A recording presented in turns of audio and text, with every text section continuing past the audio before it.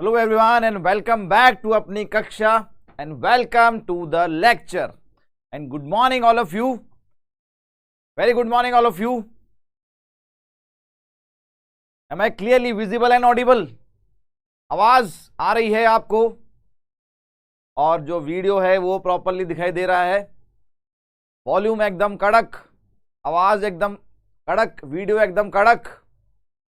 बता दो भाई फटाफट। स्टार्ट करते हैं आज का लेक्चर। आज हम बात करने वाले हैं वेक्टर्स के बारे में, राइट? लास्ट लेक्चर में डिफरेंशियल इक्वेशन कंप्लीट हो गया था हमारा।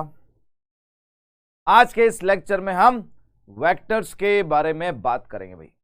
बिल्कुल बिल्कुल बेसिक से स्टार्ट करेंगे। वेक्टर क्या होता है थोड़ा बहुत इसके बारे में आपने 11th क्लास में फिजिक्स में पढ़ा है, राइट? वेक्टर से ही 11th क्लास की स्टार्टिंग होती है। बिल्कुल बेसिक यूनिट डायमेंशन चैप्टर होता है, उसके बाद अगला चैप्टर जो है वेक्टर ही होता है, राइट? बिल्कुल वो सारी बातें भी यहां पर हम रिवाइज करेंगे। हालांकि वहां पर जब हम फिजिक्स में बात करते हैं तो एक लिमिट तक आगे चीजें रुक जाती है, यहां हम चीजों को थोड़ा सा और आगे लेके जाएंगे, राइट? चलिए तो स्टार्ट किया जाए फटाफट से।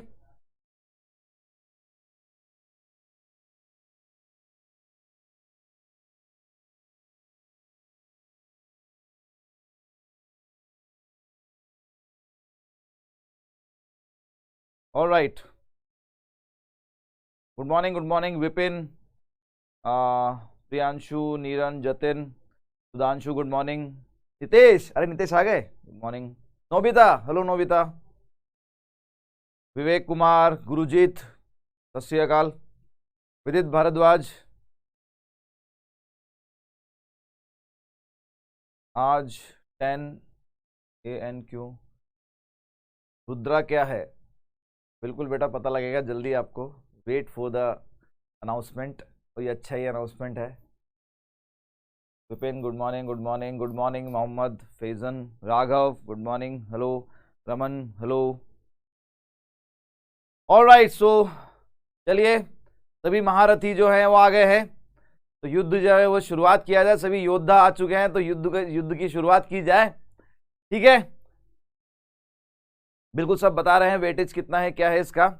ऑलराइट, चलिए स्टार्ट करते हैं आज का लेक्चर। फटाफट से कमेंट सेक्शन को भर डालो भाई, जय माता दी, राइट?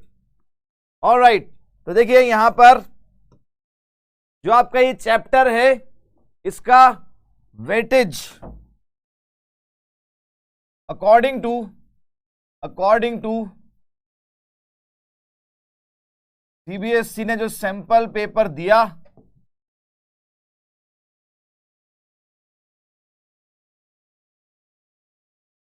उसके हिसाब से इस चैप्टर का भी वेटेज वही है जो डिफरेंशियल इक्वेशन का था।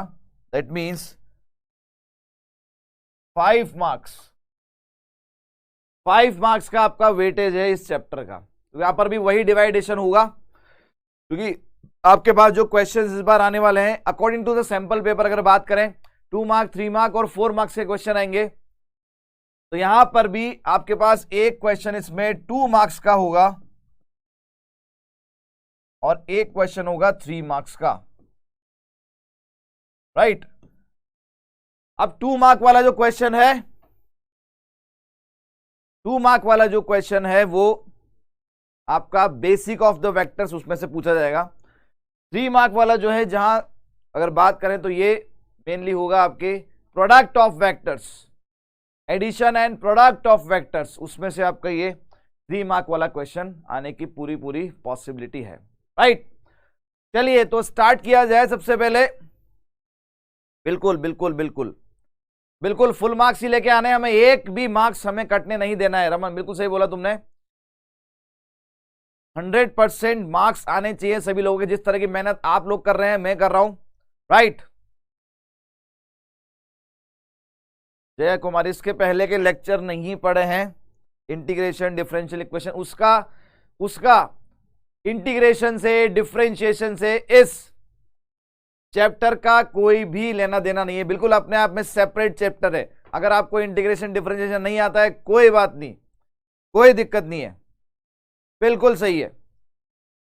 तो यहां पर वो सारे की सारी चीजें यहां पर यूज नहीं होगी। Right, all right.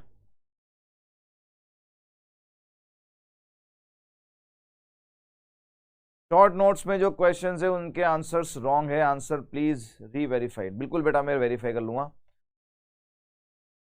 वंश sir my first lecture today, how I clear my backlog. देखो बैकलॉग के ऊपर भी काफी सारे वीडियो आपको अमन सर के भी मिल जाएंगे। कुछ नहीं करना है बेटा, आपको ये क्लास के साथ में आपको पुराने भी वीडियो देख रहे हैं। जैसे आज मैथ्स का एक लेक्चर है तो एक लेक्चर आप पुराना भी देखें जो ऑलरेडी अपलोडेड है, जो ऑलरेडी आपके अपलोडेड है कहाँ पर, ऐप पर। तो 2 लेक्चर पर डे का टारगेट बनाओ, फिजिक्स, केमिस्ट्री और मैथमेटिक्स का। अगर आप बायोलॉजी के हैं तो बायोलॉजी का, ठीक है। बायोलॉजी का तो खैर कोई नहीं होगा यहाँ पर। पीसीएम का तो एक लेक्चर जो आपका लाइव चल रहा है उसको साथ में पढ़ें, और एक लेक्चर जो पीछे छूटा हुआ है उसको, तो वहां से आपके जो बैकलॉग है वो कवर हो जाएगा। और ये रूटीन आप रेगुलर फॉलो करें टिल योर एग्जाम, ठीक है। तो शेड्यूल बना लें उसका। बिल्कुल बेटा पीवाईक्यू की क्लास की कोशिश करेंगे, राइट, बिल्कुल कोशिश करेंगे। चलिए तो वेक्टर स्टार्ट करते हैं। देखिए वेक्टर ये वर्ड कहां से आया, हमारे पास फिजिकल क्वांटिटीज होती हैं। फिजिकल क्वांटिटीज 2 तरीके की होती हैं। फिजिकल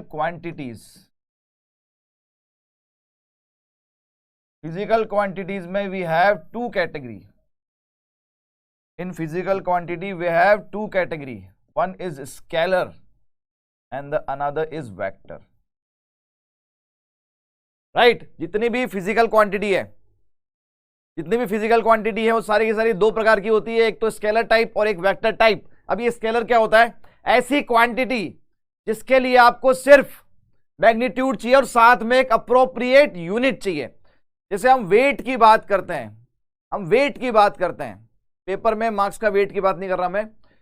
जब आप किसी किराने की शॉप पे जाते हैं, कुछ भी आप परचेस कर रहे हैं, आप राइस ले रहे हैं, आप शुगर ले रहे हैं, है ना, आप आटा लेने जा रहे हैं, तो वहां पर जो उसका वेट किया जाता है तो वहां पर ये 5 kg है, 10 kg है, तो 5 या 10 जो हो गया वो तो आपका उसका मैग्नीट्यूड हो गया, और केजी जो पीछे यूनिट लगी है। तो स्केलर क्वांटिटी में आपको सिर्फ मैग्नीट्यूड चाहिए और उसके साथ में एक अप्रोप्रिएट यूनिट। सिर्फ मैग्नीट्यूड से भी काम नहीं चलेगा। तो आप अगर शुगर लेने जा रहे हैं तो आप सिर्फ ये थोड़ी बोलेंगे कि 5 शुगर दे दो, तो 5 ग्राम चाहिए, 500 ग्राम चाहिए या 5 kg चाहिए, आप ऐसे बताएंगे। तो यूनिट जब तक आप नहीं बताएंगे वो क्वांटिटी कंप्लीट नहीं होगी, राइट। तो scalar quantity which is represented by only magnitude with appropriate unit are called scalar quantities, right. ठीक है, क्लियर हो गई बात। अब हमारा point of concern scalar quantity नहीं है, हमारा पॉइंट ऑफ कंसर्न क्या है, हमारा पॉइंट ऑफ कंसर्न है वेक्टर क्वांटिटी, ठीक है। तो स्केलर बस डेफिनेशन आप याद रखेंगे। टेम्परेचर हो गया स्केलर क्वांटिटी है, वेट हो गया आपका स्केलर क्वांटिटी है, ठीक है। मास जो फिजिक्स में पढ़ते हैं कि इसका इतना मास है, तो वो एक स्केलर क्वांटिटी है, क्योंकि इन सभी में आपको सिर्फ मैग्नीट्यूड चाहिए और साथ में यूनिट चाहिए, मैग्नीट्यूड चाहिए और साथ में यूनिट चाहिए। क्लियर हो गई बात। आते हैं vector quantity. What is vector quantity. देखिए वेक्टर क्वांटिटी में आपको दो चीजें चाहिए। आपको चाहिए मैग्नीट्यूड, और आपको चाहिए डायरेक्शन।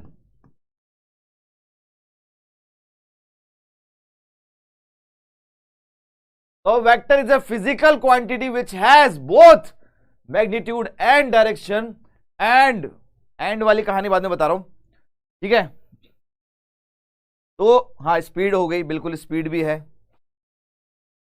ठीक है। तो वेक्टर क्वांटिटी की अगर हम बात करें तो आपको मैग्नीट्यूड भी चाहिए और साथ में डायरेक्शन भी। जैसे हम फोर्स की बात करते हैं, है ना, तो फोर्स किसी भी कोई भी मास है उस पर आप फोर्स लगा रहे हैं, तो वहां पर आपको डायरेक्शन मेंशन करनी पड़ती है कि हमने इस डायरेक्शन में फोर्स लगाया। अगर मुझे इस स्क्रीन को पुश करना है, इस पे मुझे फोर्स लगाना है, तो इस डायरेक्शन में लगा रहा हूं, इस डायरेक्शन में लगा रहा हूं या इस डायरेक्शन में लगा रहा हूं, मुझे पे बताना पड़ेगा आपको कि फोर्स लगा तो किस डायरेक्शन में लगा, ठीक है। मैग्नीट्यूड और डायरेक्शन नहीं शिवांशु, मैग्नीट्यूड एंड डायरेक्शन दोनों चाहिए आपको।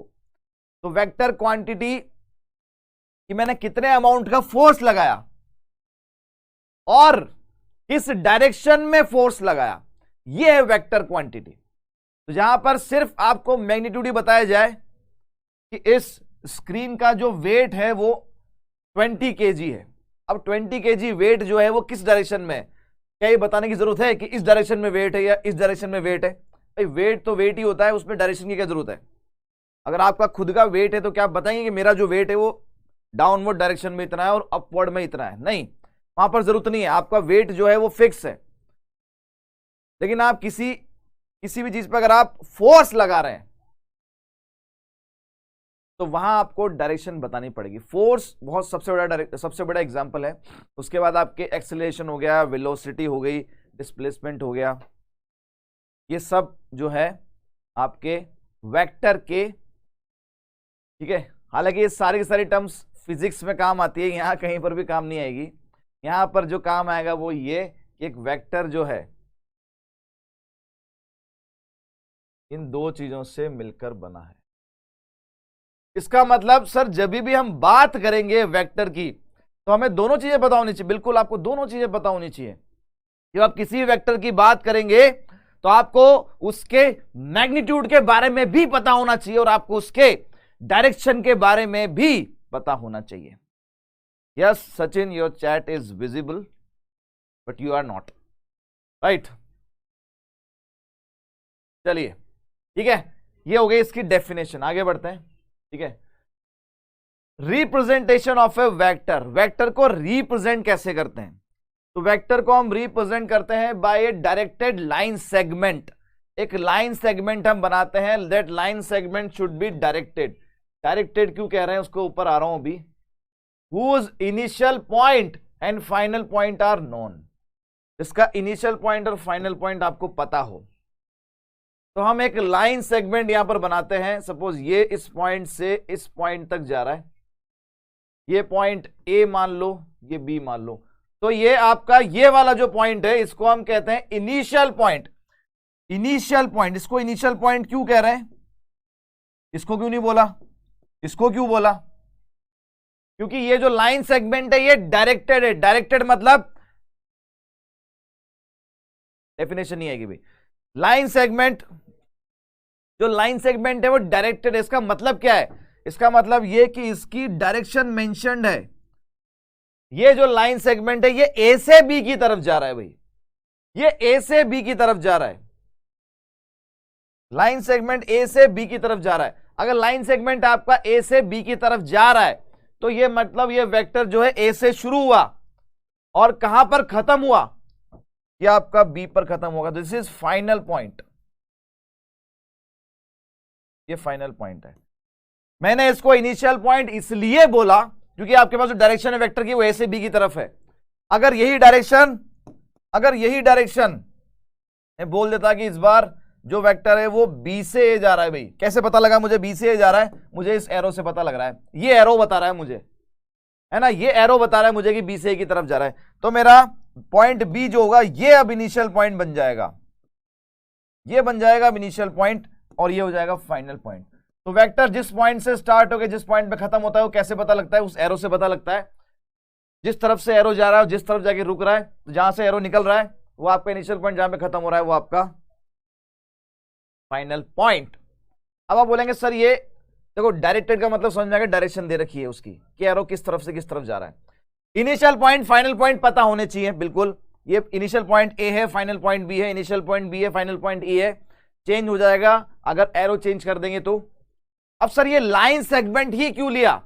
लाइन क्यों लिया आपने? लाइन सेगमेंट ही क्यों लिया? क्योंकि देखिए यहां पर ये इस लाइन सेगमेंट की जो लेंथ होती है, इस लाइन सेगमेंट की जो लेंथ होती है ये भी कुछ बताती है यहां पर। और ये क्या बताती है? ये बताती है, ये लाइन सेगमेंट आपको बताती है ए बी, ये जो वेक्टर है इसका मैग्नीट्यूड। देखिए यहां पर जब ये वेक्टर ए से बी की तरफ जा रहा है, ये वेक्टर जब ए से बी की तरफ जा रहा है, एरो हमने ऐसे लिखा हुआ है, तो इसको हम बोलेंगे क्या, इसको बोलेंगे हम ए बी वेक्टर। ये लिखने का तरीका होता है ए बी वेक्टर। इसका मतलब क्या है, इसका मतलब है कि ये लाइन सेगमेंट ए से जा रहा है और बी की तरफ जा रहा है, क्योंकि ए से बी की तरफ एरो लगा हुआ है, तो ये इसको लिखने का तरीका है। अगर मैं यहां पे लिखूंगा तो ये बी से ए की तरफ जा रहा है, तो ये हो जाएगा आपका बी ए वेक्टर। तो मैंने बोला कि लाइन सेगमेंट क्यों लिया, क्योंकि लाइन सेगमेंट बता रहा है इस वेक्टर का मैग्नीट्यूड, लाइन सेगमेंट बता रहा है इस वेक्टर का मैग्नीट्यूड, तो ये ए बी वेक्टर का मैग्नीट्यूड, इसलिए लाइन सेगमेंट लिया है। क्योंकि अगर मैं लाइन लेता, अगर मैं सिर्फ लाइन लेता, तो लाइन तो इनफाइनाइट लेंथ की होती है, इसका मतलब हर वेक्टर का magnitude infinite, that is not possible. तो वेक्टर जो होता है वो लाइन नहीं होता है, लाइन सेगमेंट होती है, उस सेगमेंट की पर्टिकुलर लेंथ होगी और वो बताता है वेक्टर का मैग्नीट्यूड। तो मैग्नीट्यूड को लिखने का ये तरीका होता है। यहां पर भी अगर हम बात करें, यहां से यहां तक, तो ये बी ए वेक्टर का मैग्नीट्यूड है भाई, ये है बी ए वेक्टर का मैग्नीट्यूड, ठीक है। तो लाइन सेगमेंट बताएगा उस वेक्टर को, एरो बताएगा किस तरफ डायरेक्शन है, वहां से इनिशियल पॉइंट फाइनल पॉइंट पता लगेगा, इनिशियल पॉइंट से फाइनल पॉइंट वेक्टर लगा दो, ये आपको वेक्टर लिखने का तरीका हो गया। उस लाइन सेगमेंट की लेंथ जो है वेक्टर का मैग्नीट्यूड कहलाएगा। Difference between line and line segment, बहुत बढ़िया भाई, बहुत बढ़िया, दर्द हो रहा है मेरे यहां पर। डिफरेंस बिटवीन, नितेश पूछ रहा है कि सर लाइन सेगमेंट और लाइन में क्या डिफरेंस होता है। लाइन, बेटा लाइन की लेंथ इनफाइनाइट होती है, लाइन सेगमेंट उसका एक टुकड़ा होता है, ठीक है, उसका एक टुकड़ा होता है। अब यहां पर एक चीज और है, ये लाइन सेगमेंट किसी लाइन का पार्ट होगा, ये इसका, ये किसी लाइन का पार्ट है, इस लाइन का पार्ट है ये। ऐसे यहां पर भी ये लाइन सेगमेंट में किसी लाइन का पार्ट होगा, ये किसी लाइन का पार्ट होगा। तो ये लाइन सेगमेंट जिस लाइन का पार्ट है उसको कहते हैं line of support, line of support. इस वेक्टर के लिए ये है इसकी line of support,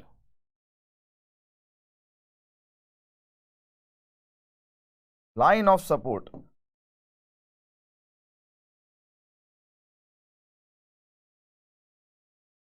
right, line of support. तो कोई भी लाइन सेगमेंट, कोई भी लाइन सेगमेंट जिस लाइन का पार्ट है उसको लाइन ऑफ सपोर्ट कहते हैं उस वेक्टर की। तो हर वेक्टर की एक लाइन ऑफ सपोर्ट होती है जिस लाइन का वो पार्ट होता है। इनिशियल पॉइंट फाइनल पॉइंट हमको दिए भी जा सकते हैं या नहीं भी दिए होंगे, तो कुछ ना कुछ करेंगे, उसका देखेंगे आगे। तो ये हो गई वेक्टर की कहानी, ठीक है। डायरेक्शन ऑफ ए वेक्टर, किसी भी वेक्टर का डायरेक्शन क्या होता है। देखिए यहां पर मैंने आपको बता दिया कि कोई भी वेक्टर होगा, कोई भी वेक्टर होगा, वो वेक्टर उसके मैग्नीट्यूड और उसकी डायरेक्शन से मिलके बना है। कोई भी वेक्टर उसके मैग्नीट्यूड और उसके डायरेक्शन से मिलके बना है, राइट। कोई भी वेक्टर उसके मैग्नीट्यूड और डायरेक्शन से मिलके बना है। तो मैग्नीट्यूड और डायरेक्शन को आप मल्टीप्लाई कर देंगे, आपको वेक्टर मिल जाएगा। अच्छा, तो पहले हम बात करते हैं कि सर मैग्नीट्यूड कैसे है, उसके बाद डायरेक्शन पे आता हूं मैं, है ना। तो यहीं पर बातचीत कर लेते हैं। आइए, मैग्नीट्यूड ऑफ अ वेक्टर, पहले इसके बारे में बात कर लेते हैं। किसी भी वेक्टर का मैग्नीट्यूड क्या होता है। अभी आपको बताया, अभी कुछ ही देर पहले मैंने आपको बताया कि अगर ये वेक्टर है, अगर ये आपके पास वेक्टर है इस तरीके से डायरेक्टेड है, तो इस लाइन की जो लेंथ होगी, इस लाइन की जो लेंथ है वही है भाई ए बी वेक्टर का मैग्नीट्यूड। यही है भाई, यही बताया था आपको।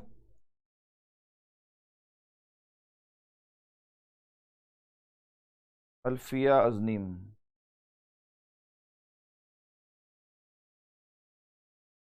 नोट नहीं करना है बिल्कुल बेटा, नोट वैसे तो आपको ये नोट्स मिल ही जाते हैं, आपके ऐप पे डाउनलोड होते हैं जो मैं लिख रहा हूं यहाँ पर, तो नोट करने की वैसे जरूरत नहीं है। आपको शॉर्ट नोट्स मिल रहे हैं, ये नोट्स मिल रहे हैं, डिटेल नोट्स मिल रहे हैं, ठीक है। चैप्टर आज से स्टार्ट हुआ है अल्फिया, ठीक है।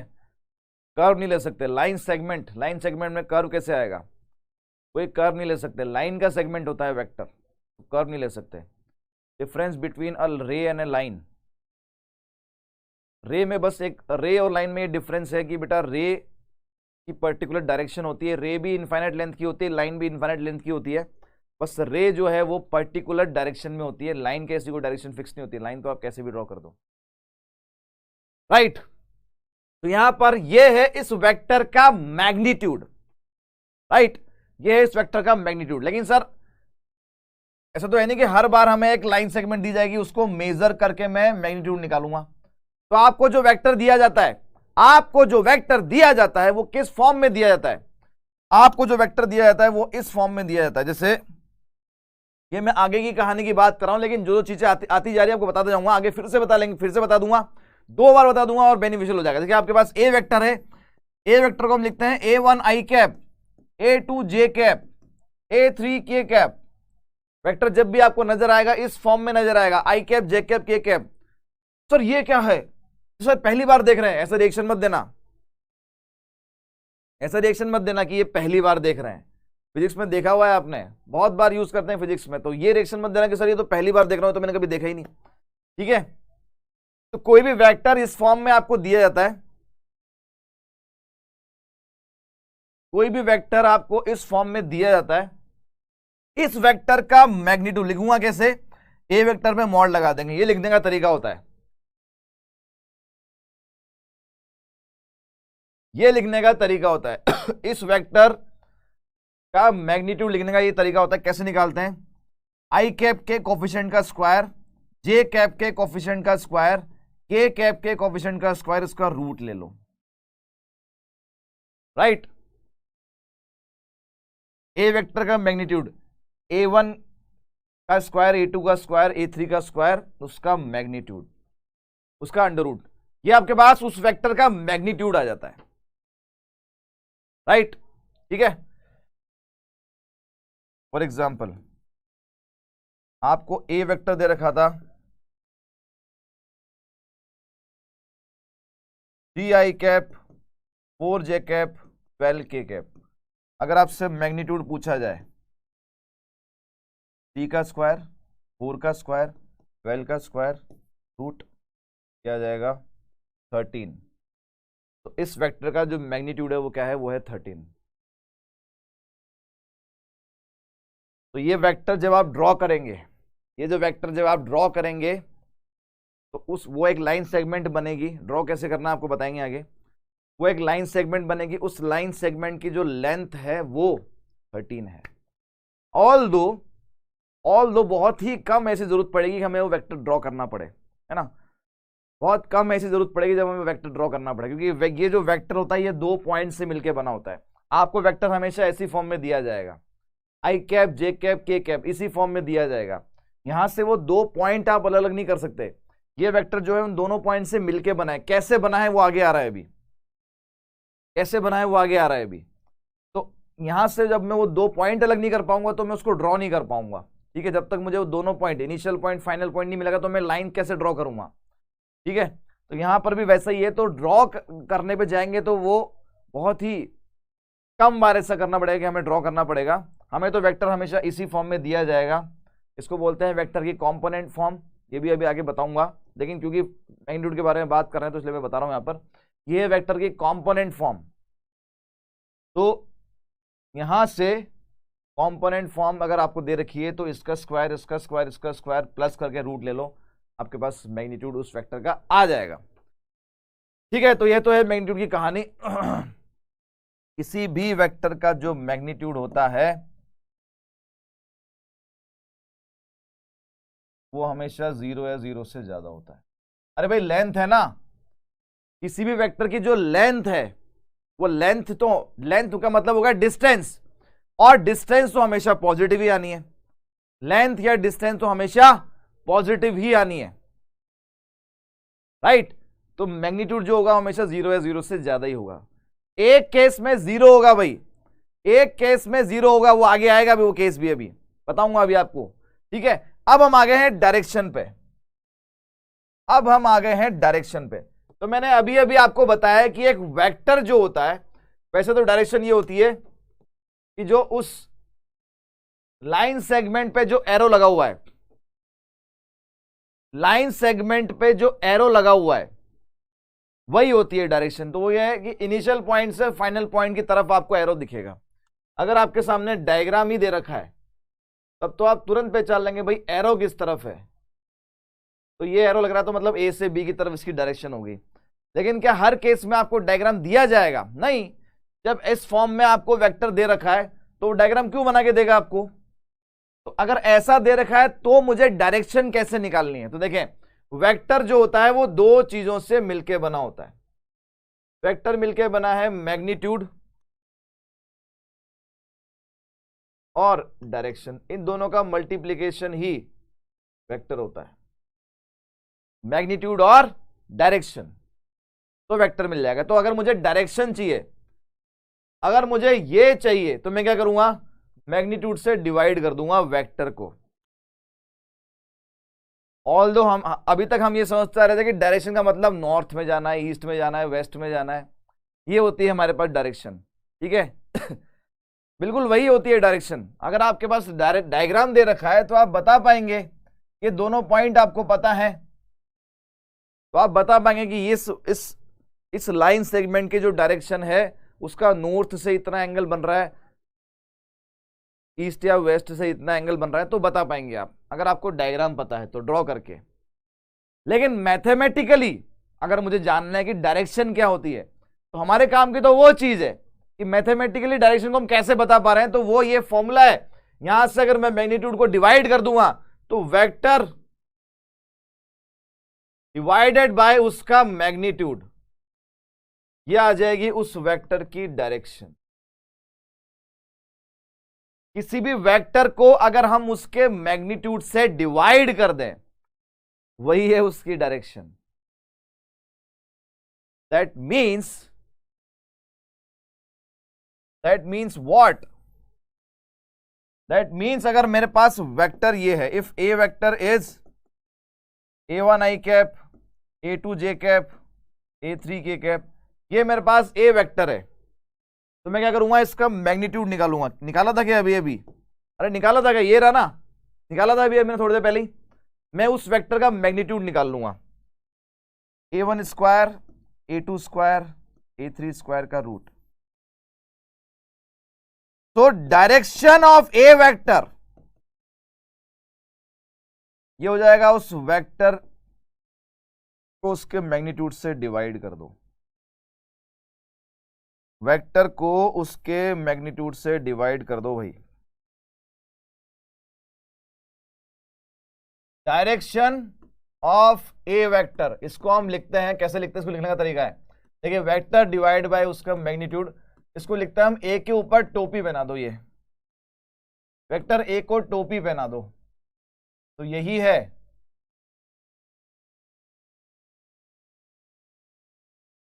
उस वेक्टर को टोपी पहना दो भाई। इसको हम रीड कैसे करते हैं? A cap. तो किसी भी वेक्टर की जो डायरेक्शन होती है वो होती है ए कैप। क्या होता है? वेक्टर को उसके मैग्नीट्यूड से डिवाइड कर दो। तो अगर मैं आपसे पूछता हूं डायरेक्शन ऑफ बी वेक्टर, अगर मैं आपसे पूछता हूं direction of A B vector, अगर मैं आपसे पूछता हूं direction of P Q vector, तो क्या करेंगे आप? सर वेक्टर को उसके मैग्नीट्यूड से डिवाइड कर दूंगा सर, और लिखूंगा क्या? बी को टोपी बना दूंगा। सर वेक्टर को उसके मैग्नीट्यूड से डिवाइड कर दूंगा सर, लिखूंगा क्या? ए बी को टोपी बना दूंगा। सर वेक्टर को उसके मैग्नीट्यूड से डिवाइड करूंगा सर, और लिखूंगा क्या? सर उसको टोपी बना दूंगा मैं, उसको सर मैं टोपी बना दूंगा। और टोपी पहनाना सर मुझे अच्छे से आता है, स्कूल में मैंने हमारे टीचर्स को बहुत टोपी पहनाई है, तो उसमें सर आप बिल्कुल सर सर सर आता है सर, आता है, टोपी पहनाना सर आता है मुझे, मैं मास्टर हूं बिल्कुल। ए कैप, किसी भी ए वेक्टर की direction A cap, B vector की direction B cap, this is B cap, this is A B cap, P Q cap,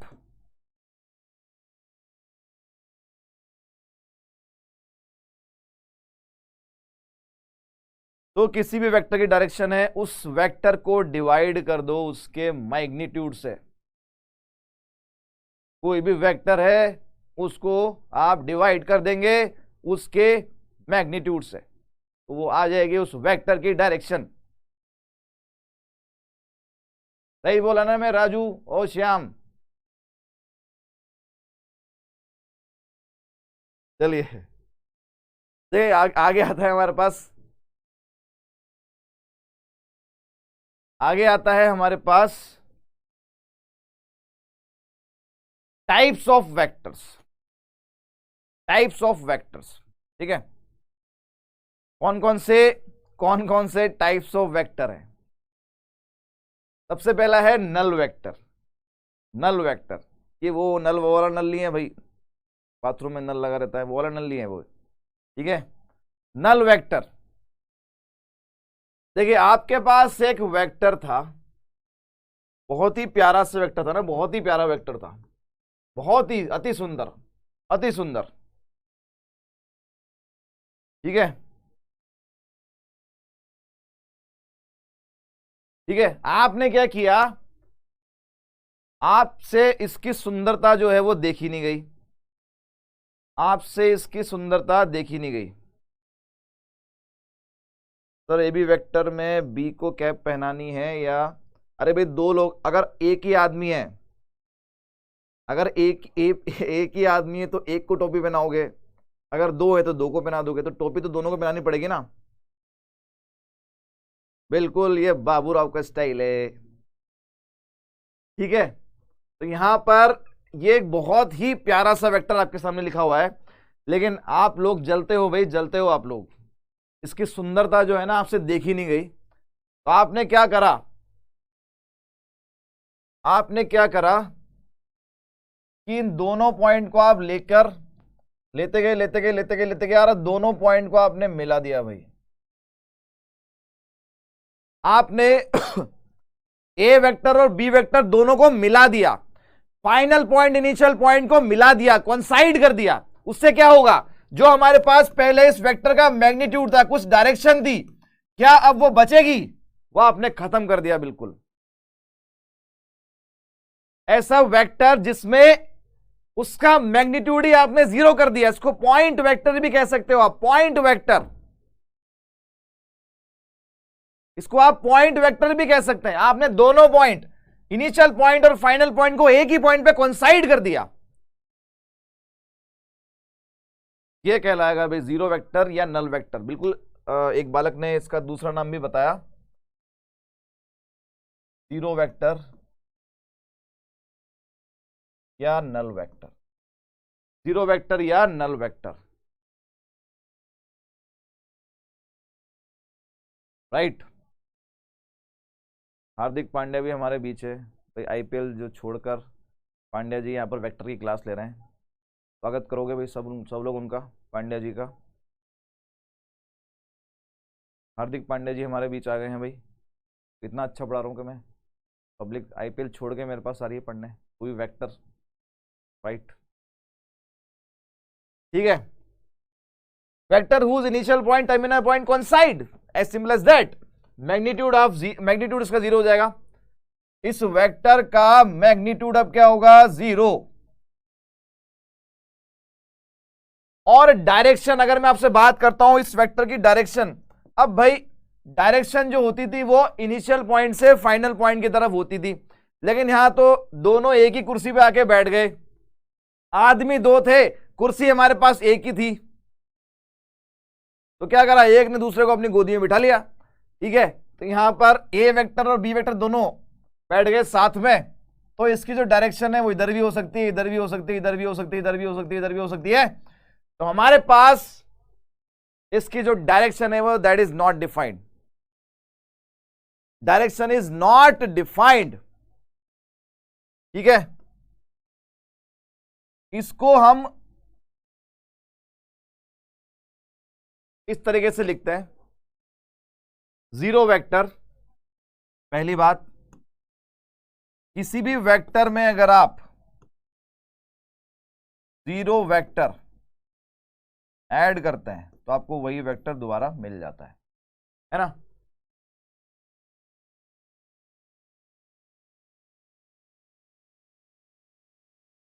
किसी भी वेक्टर को जीरो वेक्टर में ऐड करते हैं तो ए वेक्टर हमें मिल जाता है।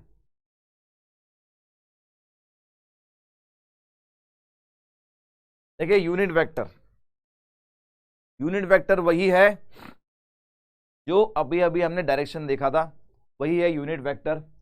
अगर आपके सामने एक वेक्टर है, मान लो A1 i cap, A2 j cap, A3 k cap, unit vector, vector जिसका मैग्नीट्यूड 1 होता है, ऐसा वेक्टर जिसका मैग्नीट्यूड 1 होगा उसको यूनिट वेक्टर, नाम से ही समझ में आ रहा है, नाम से ही समझ में आ रहा है, ऐसा वेक्टर जिसका मैग्नीट्यूड यूनिट 1 है उसको यूनिट वेक्टर बोलेंगे। Unit vector in direction of A vector is A cap. तो जो हमने अभी टोपी पहनाई थी, वापस टोपी पहनाने का समय आ गया है। वॉइड वेक्टर नहीं, नल वेक्टर या जीरो वेक्टर बोलेंगे इसको, ठीक है। तो ये आपके पास ए वेक्टर था, आपने निकाला इसका magnitude A1 square, A2 square, A3 square, आपने निकाला उस वेक्टर का मैग्नीट्यूड। तो यहां अगर आपसे पूछा जाए unit vector, unit vector in direction of A vector, उसको लिखेंगे हम ए के ऊपर टोपी। तो ये जो यूनिट वेक्टर होता है एक्चुअल में यही इस वेक्टर की डायरेक्शन भी होती है। तो unit vector in direction of A vector हो जाएगा ए कैप, और ए कैप हम सभी को पता है वेक्टर डिवाइड बाय उसका magnitude.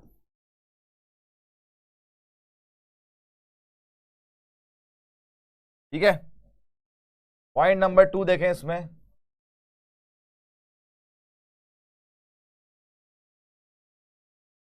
Point number 2, unit vector in direction of B vector, ये क्या हो जाएगा, बी कैप, क्या हो जाएगा, बी वेक्टर डिवाइड बाय इसका magnitude. Unit vector, unit vector in direction of A B vector, ये हो जाएगा ए बी कैप, ये जो कैप है दोनों पे है भाई, ये हो जाएगा इस वेक्टर, इसका मैग्नीट्यूड, इससे डिवाइड कर दो।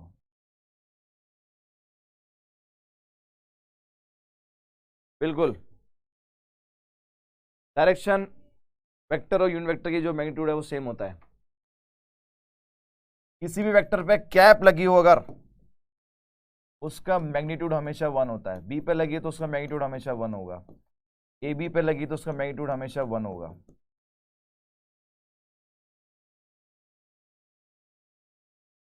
कोई भी वेक्टर अगर आपको निकालना है, कभी कभी आता है कि ये वेक्टर फाइंड करो, तो वेक्टर हो जाएगा उस वेक्टर का मैग्नीट्यूड और उसको उसकी डायरेक्शन से मल्टीप्लाई कर दो। दैट मीन्स अगर मुझे ए वेक्टर निकालना है तो ये हो जाएगा ए वेक्टर का मैग्नीट्यूड और उसकी डायरेक्शन, वो यहां से भी आ रहा है, इसको इधर मल्टीप्लाई कर दूंगा तो ए वेक्टर मिल जाएगा आपको। इसी फॉर्मूले से हमने निकाला ही है। किसी भी कोई भी वेक्टर जो होता है वो दो चीजों से मिलकर बना है, मैग्नीट्यूड और डायरेक्शन। तो अगर आप उसका मैग्नीट्यूड और उसकी डायरेक्शन, किसी वेक्टर की डायरेक्शन जो होती है उसका यूनिट वेक्टर ही होता है, उसको मल्टीप्लाई कर देंगे तो आपको वो वेक्टर मिल जाएगा। ठीक है। नेक्स्ट पॉइंट देखें इसमें, अगला point, unit vector, unit vector in direction of X axis, Y axis, Z axis.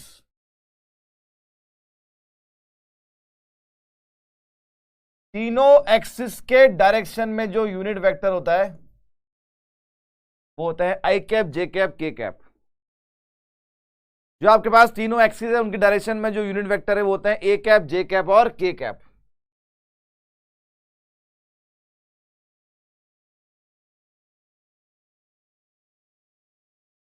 देखिए एक question, find a vector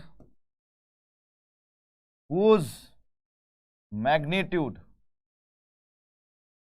is 5 and whose direction is same as of B vector that is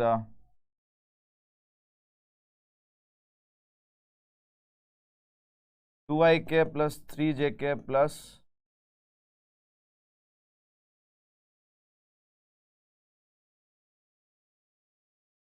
2√3k। कौन बताएगा अभी कैसे करेंगे इसको? यहां बोला जा रहा है आपको एक वेक्टर निकालना है, यहां बोला जा रहा है आपको एक वेक्टर निकालना है। Find vector whose magnitude is 5। आपको उस वेक्टर का मैग्नीट्यूड दिया जा रहा है। देखिए क्वेश्चन को सॉल्व कैसे करना है, आपके एनसीईआरटी में ऐसे सवाल दे रखे हैं और ये आपके 2 नंबर में ऐसा सवाल आ सकता है। देखिए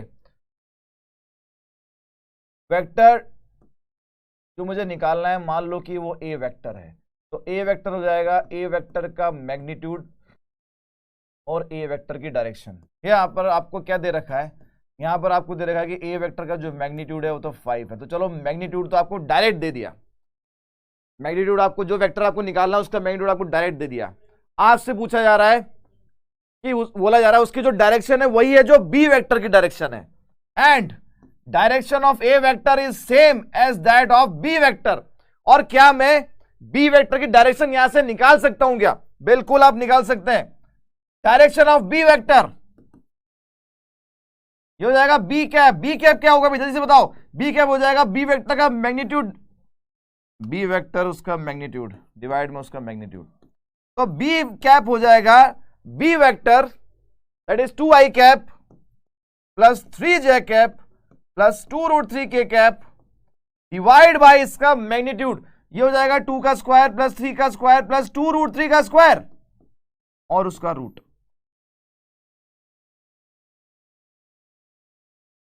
तो 4 प्लस 9 13 प्लस 12 25 का रूट, ये 5 आ गया। तो आपके पास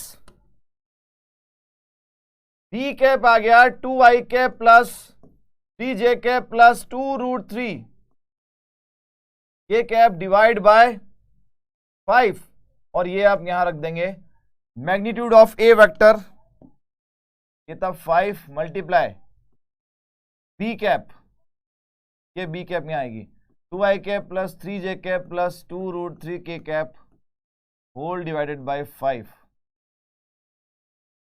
5 से 5 गया, इसका मतलब ए वेक्टर वही आ गया जो बी वेक्टर था। ए वेक्टर इज इक्वल्स टू, इस पर्टिकुलर केस में दोनों बराबर हैं, राइट? क्या ये कहानी क्लियर है? ठीक है, तो मैग्नीट्यूड और डायरेक्शन यूनिट वेक्टर, ये कहानी समझ में आ गई आपको? किसी भी वेक्टर की जो डायरेक्शन होती है, किसी भी वेक्टर की डायरेक्शन होती है वो होता है उसका यूनिट वेक्टर। अगर आपसे कोई अब नींद से उठा के भी पूछ ले कि भैया ये वेक्टर दे रखा है इसकी डायरेक्शन बताओ, तो आप बोलेंगे इसका यूनिट वेक्टर निकाल लो भाई। वो बोलेगा कैसे निकालें, वो बोलेगा कैसे निकालें, तो आप बोलोगे कि वेक्टर को उसके मैग्नीट्यूड से डिवाइड कर दो। वो बोलेगा मैग्नीट्यूड कैसे निकालते हैं? बोलेगा आई कैप के कोफिशिएंट का स्क्वायर, जे कैप के कोफिशिएंट का स्क्वायर, के कैप के कोफिशिएंट का स्क्वायर, इन तीनों का सम और उसका रूट ले लो, डायरेक्शन आ जाएगी, मैग्नीट्यूड आ जाएगा और फिर डायरेक्शन आ जाएगी। ठीक है, इसके बाद है फ्री और लोकलाइज्ड वेक्टर। फ्री और लोकलाइज्ड वेक्टर, फ्री वेक्टर जैसे आपको फ्री कर दिया जाए, घर वाले अगर आपको फ्री कर दे कि बेटा जा जी ले अपनी जिंदगी, जा सिमरन जा जी ले अपनी जिंदगी, तो उस केस में क्या होगा? आप उठाएंगे अपनी साइकिल या बाइक और आप पूरे शहर में जो है घूमते फिरेंगे अपने दोस्तों के साथ में, roaming around here and there. तो फ्री वेक्टर भी ऐसे होते हैं जो अपनी मर्जी से कहीं पर भी जा सकते हैं, आ सकते हैं। मैग्नीट्यूड दोनों इक्वल कैसे हैं बेटा? मैग्नीट्यूड 5 टाइम्स नहीं था, मैग्नीट्यूड 5 था, मैग्नीट्यूड 5 था। न्यूमरेटर में 5 कैसे आया?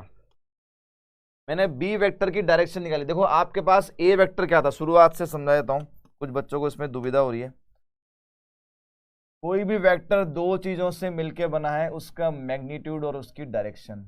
आपको ए वेक्टर का मैग्नीट्यूड दे रखा था पहले ही 5, क्वेश्चन में बोला है find a vector whose magnitude is 5। 5 times नहीं है, 5 है, 5 टाइम्स नहीं है, 5 है। उस वेक्टर का मैग्नीट्यूड 5 है और उसकी डायरेक्शन वही है जो बी वेक्टर की डायरेक्शन है। मतलब ए कैप वही है जो बी कैप है, और ए कैप और बी कैप अगर बराबर है तो बी कैप मुझे निकालना था। बी कैप आप निकाल सकते हैं इस वेक्टर से। बी कैप मैं कैसे निकालूंगा? बी कैप का मतलब इस वेक्टर से यूनिट वेक्टर मुझे कैसे बनाना है? इस वेक्टर को लो और उसके मैग्नीट्यूड से डिवाइड कर दो। तो कोई बालक क्या, कोई अबोध बालक या कोई अबोध बालिका ये पूछ रहे कि सर ये डिवाइड में 5 कैसे आया सर?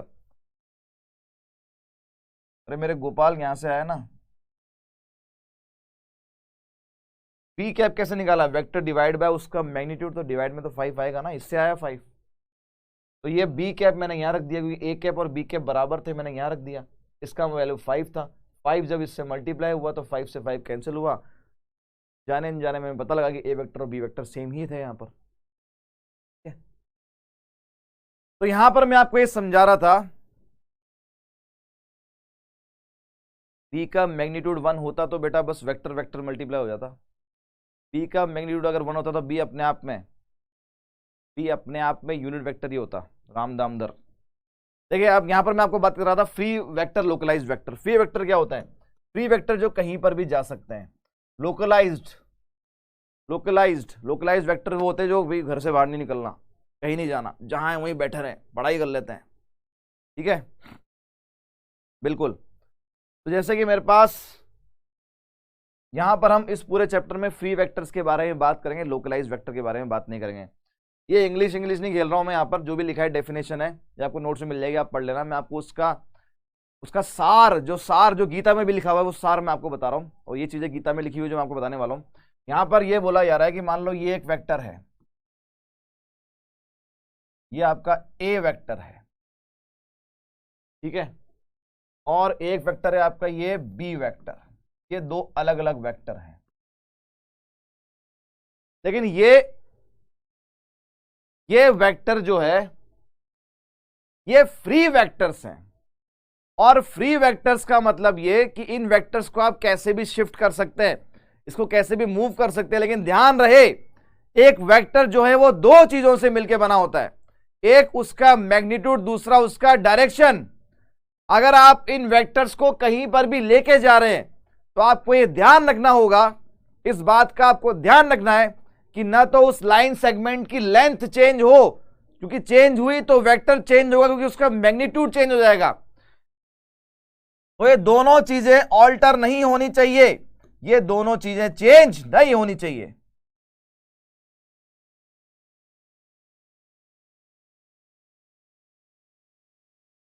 ये दोनों चीजें चेंज नहीं होनी चाहिए। तो इस वेक्टर को आप कैसे भी मूव कर सकते हैं, कहीं पर भी ले आ सकते हैं, लेकिन एक तो ये डायरेक्शन चेंज नहीं होनी चाहिए और लाइन सेगमेंट की लेंथ जो है वो चेंज नहीं होनी चाहिए। अब यहां पर मैं आपको एक और चीज बताता हूं। मान लो मैंने इस वेक्टर को शिफ्ट किया, देखिए ना, सुनना ध्यान से। इस वेक्टर को मैंने शिफ्ट किया तो मैं इसको पैरेलल लेके जा रहा हूं, ये रहा आपका वेक्टर। तो पैरेलली में कहीं भी लेके जा सकता हूं इसको, पैरेलली में यहां लेके आ सकता हूं, पैरेलली में यहां लेके जा सकता हूं, पैरेलली में यहां लेके जा सकता हूं, पैरेलली में यहां लेके जा सकता हूं, पैरेलली में आपके पास भी लेके आ सकता हूं। ये देखिए मैं ले आया आपके पास, मैंने कुछ भी चेंज नहीं किया है और ये वेक्टर आपके पास आ गया, देख लीजिए आप। ठीक है, तो आपको अगर मैंने इस वेक्टर को शिफ्ट करके मैंने यहां बना दिया ऐसे, ठीक है, जब मैं ये सब कर रहा हूं तो आप देखेंगे यहां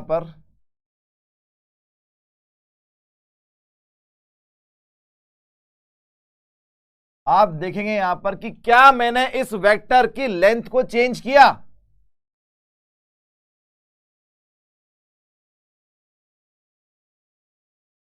आपने वो गाना सुना है ऋषि कपूर का कि तुमने कभी किसी से प्यार किया, तुमने कभी किसी को दिल दिया? बिल्कुल वैसे ही, उसी तरीके से जो है मैं आपसे सवाल पूछ रहा हूं, आपका जवाब भी वैसा होना चाहिए। तो इस वेक्टर को मैंने यहां पर शिफ्ट किया, क्या मैंने इस वेक्टर की लेंथ को चेंज किया? नहीं किया। क्या मैंने इसकी डायरेक्शन को चेंज किया? नहीं किया, तो क्या इन दोनों में से मैंने किसी एक भी चीज को चेंज किया? नहीं किया। तो क्या वेक्टर चेंज होगा? क्या ये नया वेक्टर बनेगा या बी वेक्टर ही रहेगा? ये बी वेक्टर ही रहेगा, क्योंकि हमने न तो डायरेक्शन को चेंज किया, पैरेलली शिफ्ट किया तो डायरेक्शन चेंज नहीं होगी, और न ही मैंने ये लाइन लेंथ को चेंज किया, नहीं मैंने दोनों चीजों में से किसी चीज को चेंज किया। तो ये जो है, ये जो है सेम वेक्टर रहेगा। इसको आप यहां पे भी लेके आ सकते हैं, बिल्कुल बिल्कुल। This is also be vector, ये भी बी वेक्टर है। आपने ना लेंथ को चेंज किया, ना आपने डायरेक्शन को चेंज किया। तो कुल मिला के बात ऐसी है, कुल मिला के बात यह है कि आप एक वेक्टर को पैरेलली शिफ्ट कर सकते हैं कहीं पर भी। पैरेलली का मतलब है कि वो डायरेक्शन चेंज नहीं होनी चाहिए और उस वेक्टर की जो लाइन की जो लेंथ है वो चेंज नहीं होनी चाहिए। ऐसा अगर आप कर पा रहे हैं तो वो वेक्टर सेम ही रहेगा। ऐसे वेक्टर्स को हम कहते हैं फ्री वेक्टर्स, और जहां पर ये शिफ्ट नहीं हो सकते, नहीं किया जा सकता, उनको बोलते हैं हम लोकलाइज्ड वेक्टर। तो लोकलाइज्ड वेक्टर हमारे काम के नहीं, हमारे काम के हैं फ्री वेक्टर, क्योंकि इस चैप्टर में हम वेक्टर को ऐसे ही पैरेलली आगे भी शिफ्ट करेंगे। यहां तक कोई दिक्कत, कोई समस्या, कोई परेशानी, कोई दुविधा, कोई प्रॉब्लम, कोई डाउट? बोलो भाई। हाँ भाई, चले आगे। ठीक है, अब यहां पर एक चीज और खास बात आती है यहां पर कि जब आप दो वेक्टर्स को उनके इनिशियल पॉइंट से मिलाते हैं, जब आप दो वेक्टर्स को उनके इनिशियल पॉइंट से मिलाते हैं, उनके इनिशियल पॉइंट आप सेम कर देते हैं, तो वहां पर बनता है उनके बीच में एंगल। तो ये है angle between these two vectors. तो जब भी आपको दो वेक्टर के बीच में एंगल निकालना है, जब भी आपसे बोला जाए, वो आपसे पूछे, जब वो आपसे पूछे, सुबह सुबह आप उठे और दूध वाले भैया दूध देने आए और उन्होंने आपसे पूछा कि दो वेक्टर के बीच में एंगल क्या होता है, तनिक बताइए हमें कि ये क्या है, तो आप बोलेंगे कि भैया ये सुनिए ध्यान से, जब दो वेक्टर के इनिशियल पॉइंट को हम सेम कर देते हैं तो उनके बीच में जब वो, क्योंकि है तो लाइन सेगमेंट, दो लाइन के बीच में एंगल बनता है, तो जब उनके इनिशियल पॉइंट को हम सेम कर देते हैं तो वहां जो एंगल बनता है वो उन दोनों वेक्टर के बीच का एंगल होता है। अब देखिए, अगर मैं बोलूंगी सर क्या ये भी एंगल है क्या? ना जी ना, ना ना ना, ये एंगल नहीं है, क्योंकि इसका तो आपने फाइनल पॉइंट और इसका इनिशियल पॉइंट ले लिया, तो ये एंगल नहीं है, ये एंगल नहीं है। ठीक है, एंगल ये होगा जब दोनों के इनिशियल पॉइंट साथ में होंगे। चले आगे। Collinear vector, very very important. Collinear vector क्या होता है? Two vectors are said to be collinear if their directed line segment are parallel. Collinear vector are also called as parallel vector. देखिए, दो वेक्टर कोलिनियर वेक्टर जब होते हैं जब उनके लाइन सेगमेंट जो है आपस में पैरेलल हो, और लाइन सेगमेंट किसका पार्ट थे? लाइन ऑफ सपोर्ट का। तो जब दो वेक्टर की लाइन ऑफ सपोर्ट आपस में पैरेलल होगी, ये एक वेक्टर इसकी लाइन ऑफ सपोर्ट ये है, ये दूसरा वेक्टर है उसकी लाइन ऑफ सपोर्ट ये है, इन दोनों वेक्टर की लाइन ऑफ सपोर्ट जब आपस में पैरेलल होंगी, तो मान लो ये ए बी वेक्टर है, मान लो ये पी क्यू वेक्टर है, दोनों की लाइन ऑफ सपोर्ट पैरेलल है, तो वो लाइन सेगमेंट भी आपस में पैरेलल होंगे, तो ये दोनों वेक्टर आपस में कोलिनियर है। इसको पैरेलल वेक्टर भी कहते हैं। कोलिनियर वेक्टर या पैरेलल वेक्टर एक ही बात है। अगर दोनों की लाइन ऑफ सपोर्ट एक ही हो जाए,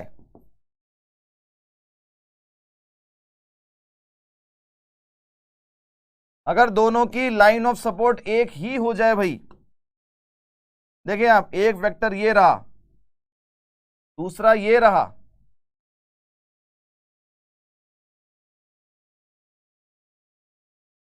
ये भी पैरेलल वेक्टर है, कोलिनियर वेक्टर है, ये भी कोलिनियर वेक्टर है। ठीक है, ये भी कोलिनियर वेक्टर है, ये भी कोलिनियर वेक्टर है। अब यहां पर बोलेंगे सर इनकी डायरेक्शन तो ऑपोजिट है।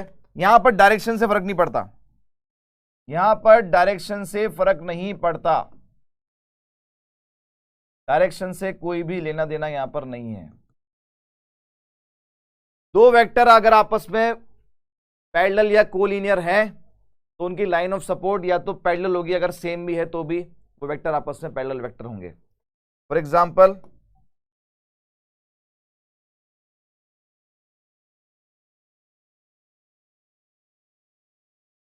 देखिए हम यहां पर ये ए वेक्टर है, ये बी वेक्टर है, ये सी वेक्टर है, तो ये तीनों वेक्टर आपस में पैरेलल वेक्टर हैं। जब दो वेक्टर आपस में पैरेलल होते हैं, जब दो वेक्टर आपस में पैरेलल होते हैं तो हमें फर्क नहीं पड़ता कि उन दोनों का मैग्नीट्यूड क्या है, डिफरेंट है या सेम है। हमें फर्क नहीं पड़ता उन दोनों की डायरेक्शन क्या है, डिफरेंट है या सेम है। यहां देखिए दोनों की डायरेक्शन डिफरेंट है, मैग्नीट्यूड भी अलग अलग है, फिर भी वो दोनों पैरेलल वेक्टर्स हैं। यहां पे भी देखें आप, दोनों की डायरेक्शन ऑपोजिट है, मैग्नीट्यूड सेम हो सकता है, तब भी वो पैरेलल वेक्टर्स हैं। और यहां देखें, यहां पर भी मैग्नीट्यूड डिफरेंट, डायरेक्शन डिफरेंट, तो ये पैरेलल वेक्टर्स हैं। तो जब हम बात करते हैं पैरेलल वेक्टर्स की, तो पैरेलल वेक्टर के केस में दोनों वेक्टर पैरेलल होंगे तो इस पे डिपेंड नहीं करता कि उनका मैग्नीट्यूड सेम है या नहीं, डायरेक्शन सेम है या नहीं। ठीक है, राइट। देखें आप आगे चलें।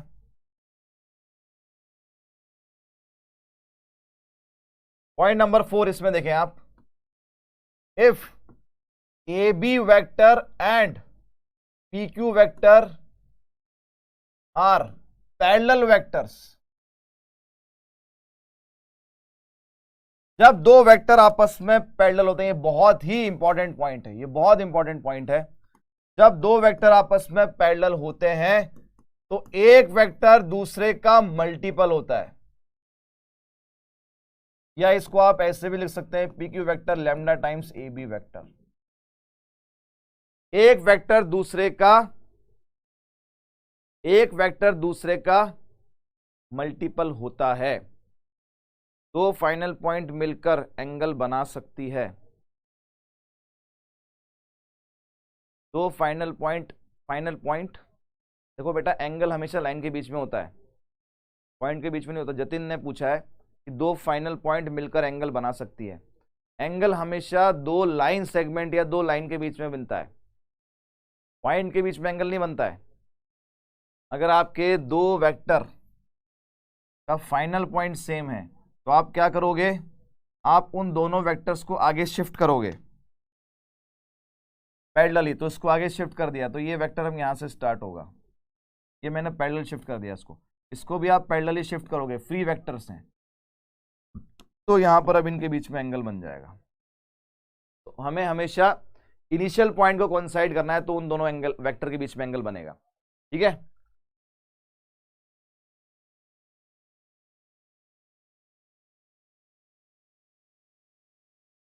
एक बार नहीं पूछा कि सर ऐसा एग्जांपल दो जहां पर पैरेलल ना हो। तो देखें आप, ये आपके पास मान लो ए बी वेक्टर है,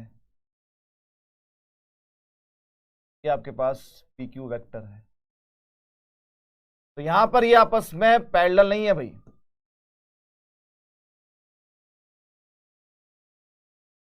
क्योंकि दोनों का लाइन ऑफ सपोर्ट अलग अलग है। इसकी लाइन ऑफ सपोर्ट ये है, इसकी लाइन ऑफ सपोर्ट ये है, उनके बीच में तो कोई एंगल बन रहा है, उनके बीच में कोई एंगल बन रहा है, तो ये दोनों वेक्टर्स आपस में पैरेलल वेक्टर्स नहीं है। ये इसका एग्जांपल हो जाएगा। मैं फिर से कह रहा हूं, जब आप बात कर रहे हैं पैरेलल वेक्टर्स की तो डायरेक्शन पे डिपेंड नहीं करता कि सेम है या ऑपोजिट है, मैग्नीट्यूड पे डिपेंड नहीं करता, उनकी लाइन ऑफ सपोर्ट जो है वो पैरेलल होनी चाहिए। जब दो वेक्टर आपस में पैरेलल वेक्टर्स होते हैं तो वो एक दूसरे के मल्टीपल होते हैं, एक दूसरे का 2 टाइम्स है, -3 टाइम्स है, हाफ है उसका, 1/3 है उसका, ऐसे तो एक दूसरे के मल्टीपल बन जाते हैं वो। हमेशा जब भी आप दो पैरेलल वेक्टर्स को देखेंगे तो वो एक दूसरे के मल्टीपल, आपको वहां पर आप उनको जज कर सकते हैं, या इस पॉइंट को हम काम में भी ले सकते हैं। ठीक है, next point,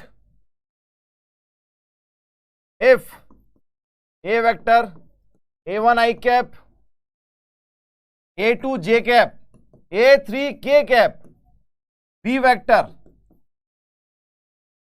B1 I cap, B2 J cap, B3 K cap, and if A vector is parallel to B vector, अगर ये दोनों वेक्टर आपस में पैरेलल है तो इनके तीनों कोफिशिएंट I कैप के कोफिशिएंट का रेशियो, J कैप के कोफिशिएंट का रेशियो और K कैप के कोफिशिएंट का रेशियो, ये रेशियो हमेशा सेम आएगा,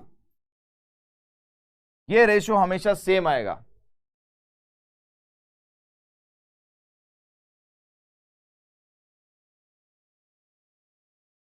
बिल्कुल अरिंदम, एंगल सेम होगा।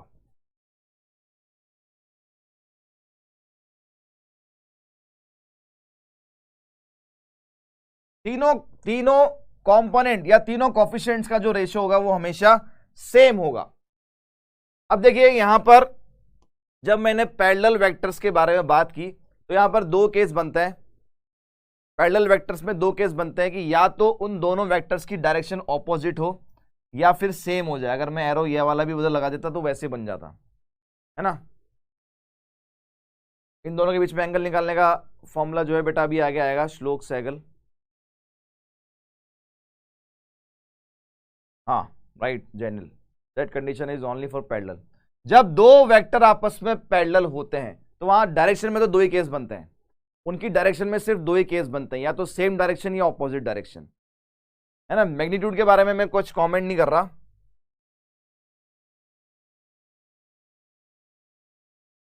पॉइंट ये है इफ टू वेक्टर्स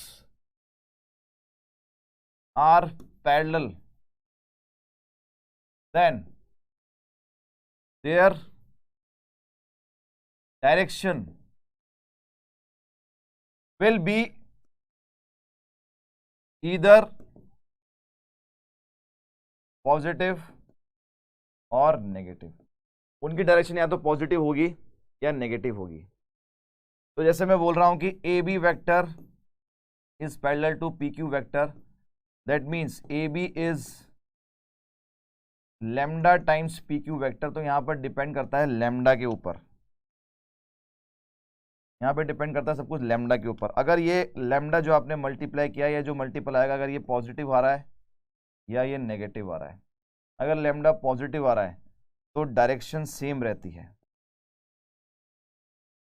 और लैम्डा अगर नेगेटिव आ रहा है तो डायरेक्शन ऑपोजिट रहती है।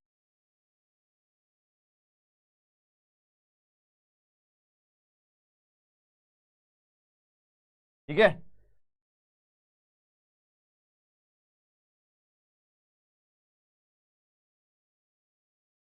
सेम लाइन वाले वेक्टर्स पैरेलल कैसे हैं बेटा? किसी भी लाइन का खुद से एंगल क्या होता है? 0 डिग्री, मतलब पैरेलल।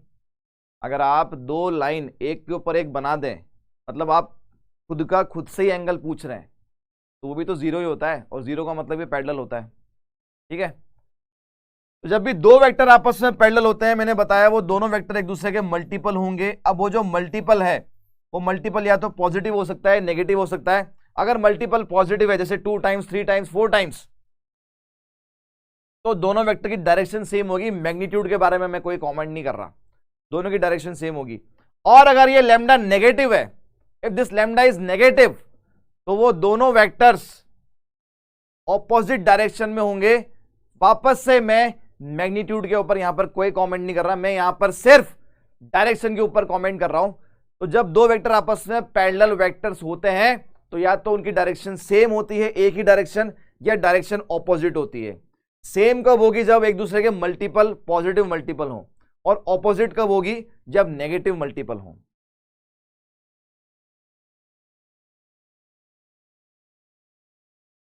हाँ बेटा शशांक, बोलो भाई, क्या दुविधा है आपकी? तो डायरेक्शन सेम और डायरेक्शन ऑपोजिट, डायरेक्शन सेम और डायरेक्शन ऑपोजिट के ऊपर हमने दो अलग टाइप बना दिए। तो पैरेलल वेक्टर्स जो होते हैं, जो हमारे पैरेलल वेक्टर्स होते हैं, वो दो टाइप के होते हैं। एक तो लाइक वेक्टर्स और एक अनलाइक वेक्टर्स। लाइक वेक्टर वो होते हैं जहां पर पैरेलल वेक्टर में डायरेक्शन सेम हो, और अनलाइक जहां पर डायरेक्शन ऑपोजिट हो।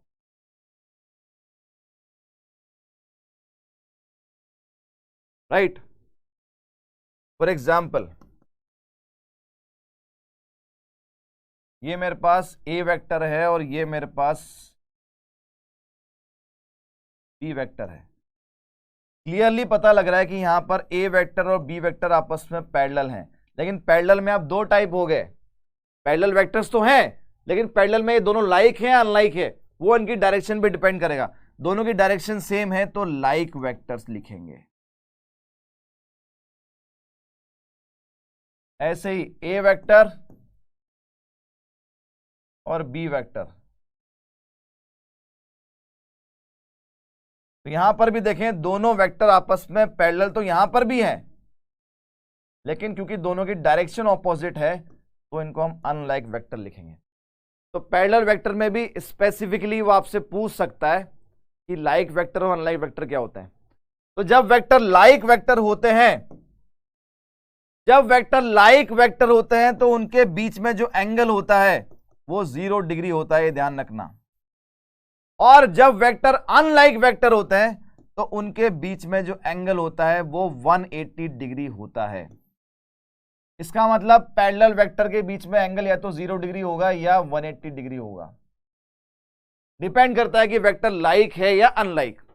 दो पैरेलल वेक्टर्स के बीच में जो एंगल होगा वो या तो 0 होगा अगर दोनों की डायरेक्शन सेम है, और 180 होगा अगर उनकी जो डायरेक्शन है वो ऑपोजिट है।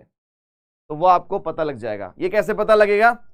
अगर पॉजिटिव मल्टीपल आ रहा है, A vector equal something positive into B vector, positive multiple है तो, और अनलाइक का मतलब negative multiple, A vector equals negative times something B vector.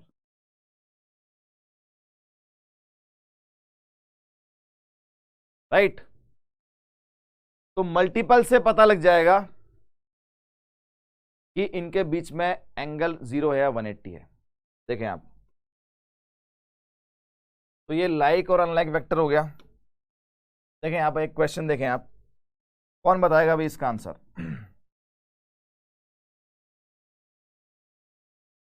Anti parallel बेटा, जो पैरेलल ना हो एंटी पैरेलल। अब एंटी पैरेलल वेक्टर्स अगर होंगे तो 0 और 180 के अलावा जो भी एंगल बनेगा एंगल वेक्टर्स के बीच में वो सारे एंटी पैरेलल वेक्टर्स।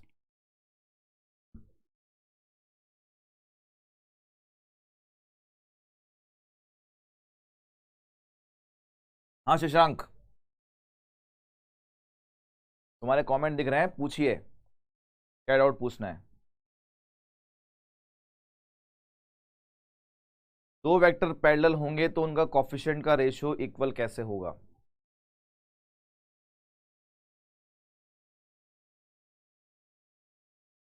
दो वेक्टर जब आप पैरेलल होते हैं तो आपने क्या किया होता है, एक वेक्टर को किसी नंबर से मल्टीप्लाई करके दूसरा वेक्टर बनाया होता है। अब आप किसी वेक्टर को किसी नंबर से कांस्टेंट से मल्टीप्लाई करते हैं, ठीक है, तो उस वेक्टर का मैग्नीट्यूड बदलता है और डायरेक्शन या तो सेम रहती है या ऑपोजिट हो जाती है, और यही दोनों केस होते हैं पैरेलल वेक्टर्स के बीच में। अभी एक टॉपिक आगे आएगा आपका, स्केलर मल्टीपल से वेक्टर को मल्टीप्लाई करना, वहां पर ये डाउट आपका क्लियर हो जाएगा। छवि ने पूछा है जो डाउट, एक वेक्टर को अगर आप स्केलर से मल्टीप्लाई करते हैं तो क्या होता है, तो वहां पर आपका ये जो डाउट है ना, पूछ रहा हूँ कि कोफिशिएंट इक्वल कैसे आ रहे हैं, वो क्लियर हो जाएगा आपका। देखिए यहां पर दे रखा है आपको कि A vector equals 7 time B vector. अब देखिए यहां पर सबसे पहली बात तो हमें यह समझ में आएगी कि एक वेक्टर दूसरे का मल्टीपल है तो ये दोनों वेक्टर पैरेलल होंगे। लेकिन आपसे क्योंकि पर्टिकुलरली एंगल पूछा है तो पैरेलल में भी दो केस थे, लाइक और अनलाइक, तो ये कौन सा है? तो ये डिपेंड करेगा इस पर कि आगे वाला कोफिशिएंट क्या है। आगे वाला कोफिशिएंट पॉजिटिव है, इसका मतलब ये लाइक वेक्टर्स हैं, और अगर लाइक वेक्टर्स हैं तो मैं आपसे पूछूं कि angle between A vector and B vector, तो आप क्या बोलेंगे? सर लाइक में तो 0 डिग्री होता था। ये पहला वाला केस। अब आगे देखें, आपको दे रखा है 8 times B vector is equal to minus C vector, या इसको आप लिख सकते हो B vector equals -1/8 C vector. तो यहां पर भी देखें बी वेक्टर और सी वेक्टर आपस में पैरेलल हैं, लेकिन कौन से टाइप का पैरेलल? ये नेगेटिव मल्टीपल आ रहा है, तो अनलाइक। अनलाइक क्यों? क्योंकि ये आपका जो मल्टीपल है ये नेगेटिव आ रहा है। तो इसका मतलब angle between A vector, B vector and C vector is 180 degree. तो ये दोनों का अगर मैं साथ में एक रफ स्केच बनाता हूं तो यहां पर क्या बन रहा है, यहां पर पहले ये ए वेक्टर है, मान लो ए वेक्टर की डायरेक्शन ये है, तो जो डायरेक्शन ए वेक्टर की है वही बी वेक्टर की है, मैग्नीट्यूड सेम हो सकता है, अलग हो सकता है। ए वेक्टर और बी वेक्टर के बीच में एंगल सेम है 0 डिग्री, लेकिन बी और सी के बीच में जो एंगल है वो 180 डिग्री है, तो मतलब बी की डायरेक्शन ऑपोजिट है। बी और सी, बी और सी के बीच में एंगल 180 है, अनलाइक वेक्टर। अनलाइक वेक्टर का मतलब डायरेक्शन ऑपोजिट, तो बी की जो डायरेक्शन है उसकी ऑपोजिट डायरेक्शन सी की रहेगी। अब आपसे ये पूछा था कि ए और सी के बीच में एंगल क्या होगा, तो देखो आप ए की डायरेक्शन वही है जो बी की है और बी की सी के ऑपोजिट है, तो आप देख सकते हैं ए और सी की डायरेक्शन ऑपोजिट आ रही है, तो A vector and C vector क्या होंगे, अनलाइक वेक्टर्स। और अनलाइक वेक्टर्स क्योंकि डायरेक्शन ऑपोजिट है उनके बीच में एंगल कितना होता है, 180 डिग्री। तो angle between A vector and C vector ये कितना है, ये है 180 डिग्री। यही है आपका आंसर, यही है इसका आंसर, बिल्कुल। तो ए इसका पॉजिटिव मल्टीपल था बी का, उसके पता लगा कि ये दोनों पैरेलल हैं और लाइक हैं। बी जो था नेगेटिव मल्टीपल था सी का, उससे पता लगा पैरेलल तो है क्योंकि मल्टीपल आ रहा है, लेकिन मल्टीपल नेगेटिव है तो अनलाइक वेक्टर है, ठीक है। और डायग्राम से पता लगा कि ए और सी की डायरेक्शन भी ऑपोजिट रहेगी, तो वो भी अनलाइक वेक्टर्स रहेंगे।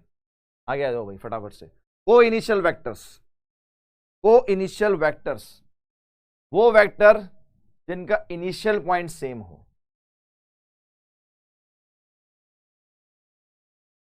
और को इनिशियल वेक्टर के बीच में ही हमेशा कोई ना कोई एंगल बनता है। इनिशियल पॉइंट सेम करके ही आप किसी दो वेक्टर के बीच में एंगल बता सकते हैं। तो जैसे इन दोनों के बीच में एंगल थीटा है, अब इसको लिखने का तरीका क्या होता है, देखिए angle between A vector and B vector ये थीटा दे रखा है, इसको लिखने का एक और तरीका होता है, ए वेक्टर फिर ये एंगल का साइन होता है बी वेक्टर इक्वल्स थीटा। ये इसको लिखने का तरीका है कि angle between A vector and B vector is theta, A vector angle B vector is theta. ये दोनों तरीके हैं लिखने के, लैंग्वेज की फॉर्म में ऐसे, सिंबल की फॉर्म में इसको ऐसे लिखते हैं। तो को initial vector, vectors having same initial point, vectors having same initial point, वो को इनिशियल वेक्टर। आगे देखें, ये है को टर्मिनल वेक्टर, इनिशियल नहीं, को टर्मिनल वेक्टर।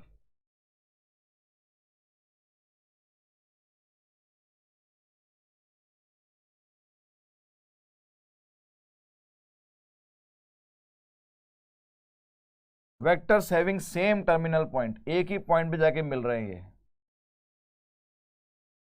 ये सारे के सारे वेक्टर जो है इनका टर्मिनल पॉइंट जहां पर ये एंड हो रहे हैं वो पॉइंट जो है वो सेम है।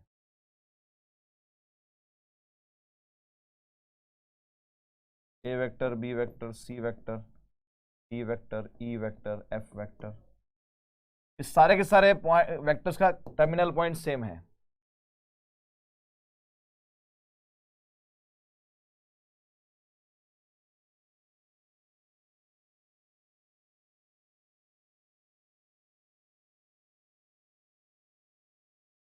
शिक्षा ने पूछा कि सर आपने बोला था कि एंगल तो हमेशा को इनिशियल वेक्टर्स के बीच में ही एंगल बनता है यहाँ पर, तो फिर पैरेलल वेक्टर्स के बीच में एंगल क्यों बन रहा है? क्योंकि आप देखें बेटा ये दोनों पैरेलल वेक्टर हैं। मैंने बोला था कि वेक्टर्स यहाँ पर फ्री वेक्टर्स की बात कर रहे हैं हम, वेक्टर को आप पैरेलल शिफ्ट कर सकते हैं। इस वेक्टर को अगर मैं, दोनों का इनिशियल पॉइंट तो आपको सेम बनाना पड़ेगा ना, इनिशियल पॉइंट आपको सेम बनाना पड़ेगा to find the angle between this two vectors. तो अगर मैं इस वेक्टर को शिफ्ट कर दूं तो ये इसके बिल्कुल ओवरलैप हो जाएगा, ऐसे हो जाएगा। ये दोनों का इनिशियल पॉइंट तो सेम हुआ ही, दोनों का फाइनल पॉइंट सेम भी हो सकता है, या ये वाला वेक्टर यहीं रुक गया। तो इनिशियल पॉइंट सेम हुआ तो दोनों की लाइन ऑफ सपोर्ट सेम हो गई, इसलिए इनके बीच में एंगल आ गया 0 डिग्री। अगर डायरेक्शन ऐसी रहेगी तो 180 डिग्री आ जाएगा। तो बिल्कुल एंगल निकालने का तरीका वही रहता है। एंगल निकालने का तरीका रहता है कि आप दोनों का इनिशियल पॉइंट सेम कर, लेकिन पैरेलल वेक्टर्स के केस में जब आप पैरेलली शिफ्ट करते हैं तो वो दोनों वेक्टर ओवरलैप कर जाते हैं, वो दोनों वेक्टर ओवरलैप कर जाते हैं, और ओवरलैप कर गए अगर, तो उनके बीच में एंगल या तो 0 बनेगा या 180, depending upon the direction of those two vectors, right. ये हो गया भाई नेगेटिव वेक्टर। एक वेक्टर आपको दे रखा है ए वेक्टर, इसका सेम मैग्नीट्यूड वाला वेक्टर, यहां पर दोनों वेक्टर का मैग्नीट्यूड सेम रहता है।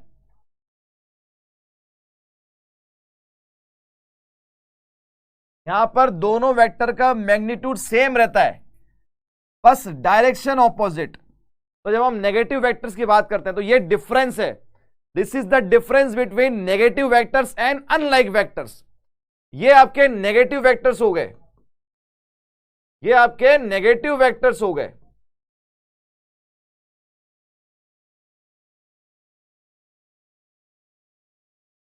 लेकिन अगर मैं बात करता हूं आपसे अनलाइक वेक्टर्स की, तो वहां पर क्या होता था, वहां पर भी डायरेक्शन ऑपोजिट है, लेकिन मैग्नीट्यूड जो है वो सेम नहीं है। ये अनलाइक वेक्टर्स, तो डिफरेंस समझिए आप दोनों में।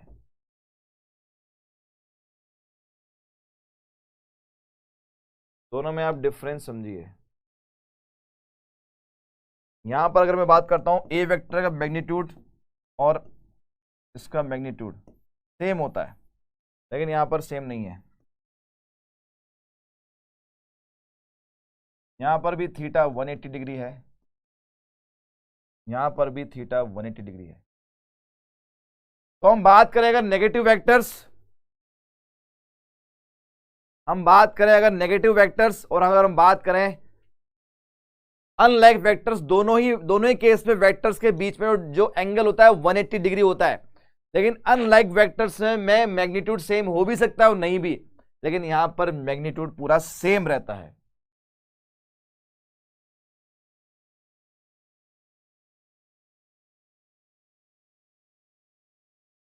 उद्धव ने बोला कि सर फ्री वेक्टर से तो को इनिशियल को टर्मिनल क्यों मैटर करता है? मैटर नहीं करता है।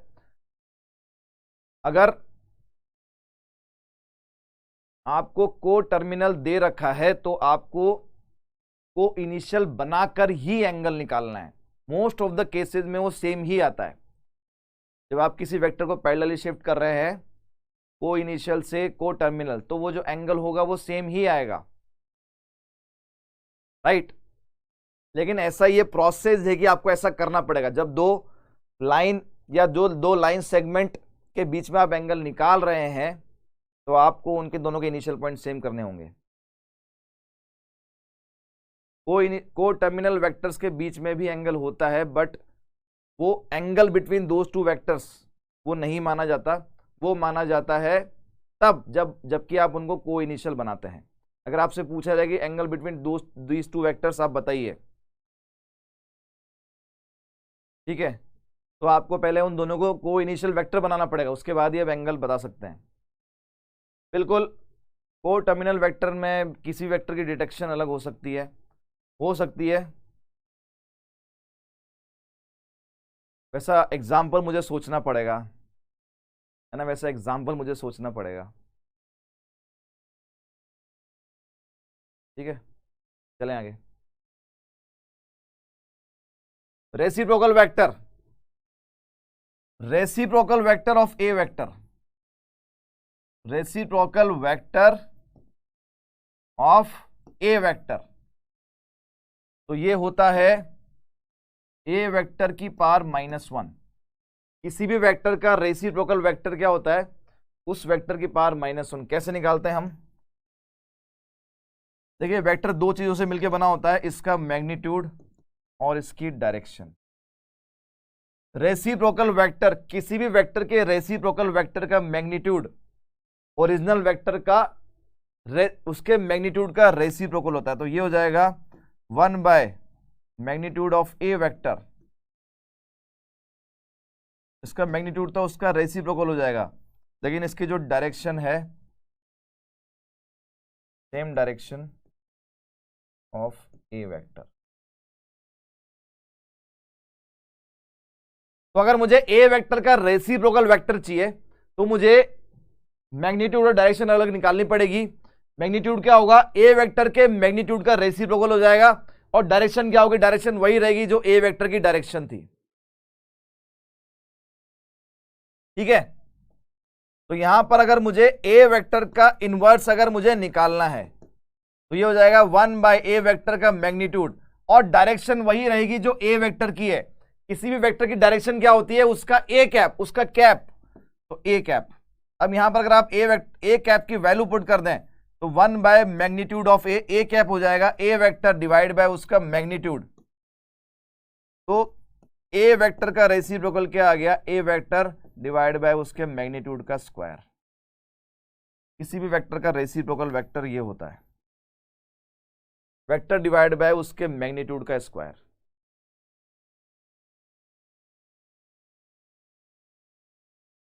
If two vectors have opposite direction, then are they necessarily parallel? Yes, they are. मानवी को इनिशियल को टर्मिनल में मैंने बोला कि angle most of the cases में सेम होगा। अब ऐसा कोई केस मुझे ढूंढना पड़ेगा जहां पर सेम ना हो, ठीक है, तो उसमें अभी हम टाइम वेस्ट नहीं कर सकते। आगे देखें, इक्वल वेक्टर्स, कोई भी दो vector having same magnitude and same direction are equal vectors, जिनकी डायरेक्शन भी सेम मैग्नीट्यूड भी सेम है ना, वो ए वेक्टर हो जाए, इक्वल वेक्टर हो जाएंगे। और साथ में अगर आपको वेक्टर जो है, अगर आपको वेक्टर कंपोनेंट फॉर्म में दे रखे हैं, A vector equals a1 i cap, a2 j cap, a3 k cap, b vector equals b1 i cap, b2 j cap, b3 k cap, and आपसे बोला जा रहा है कि ए वेक्टर बी वेक्टर आपस में बराबर हैं। दैट मीन्स a1 b1 के बराबर होगा, a2 b2 के बराबर होगा, और a3 b3 के बराबर होगा। i कैप, j कैप और k कैप के जो इनके कोफिशिएंट्स हैं वो रेस्पेक्टिवली बराबर हो जाएंगे, ये बराबर हो जाएंगे भाई। तो अगर कंपोनेंट की फॉर्म में दे रखा है तो दो वेक्टर अगर इक्वल हैं तो ये हो जाएगा भाई।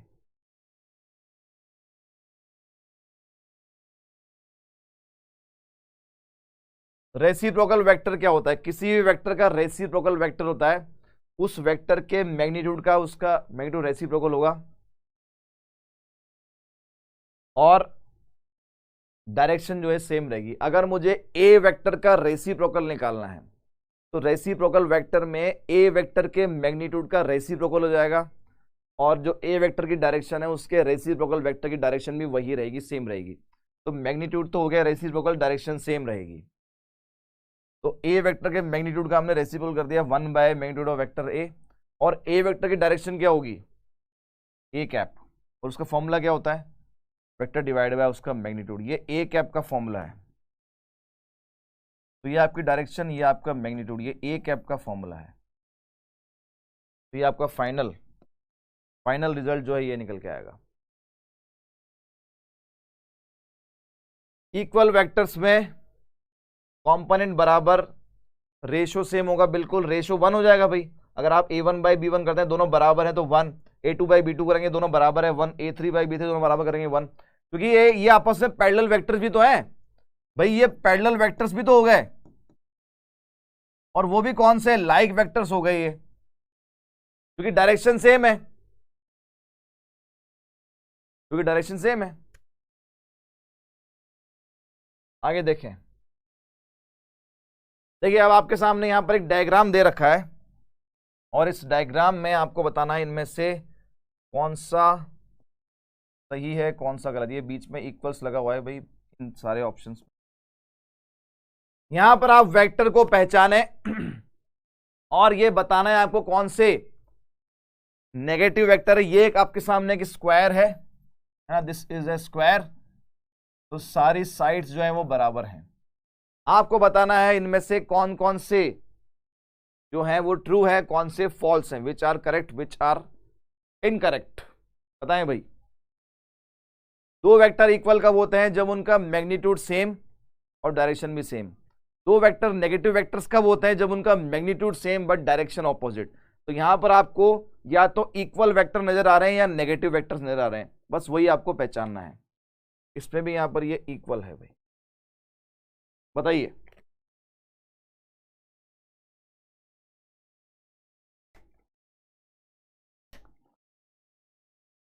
हाँ भाई, बोलो भाई।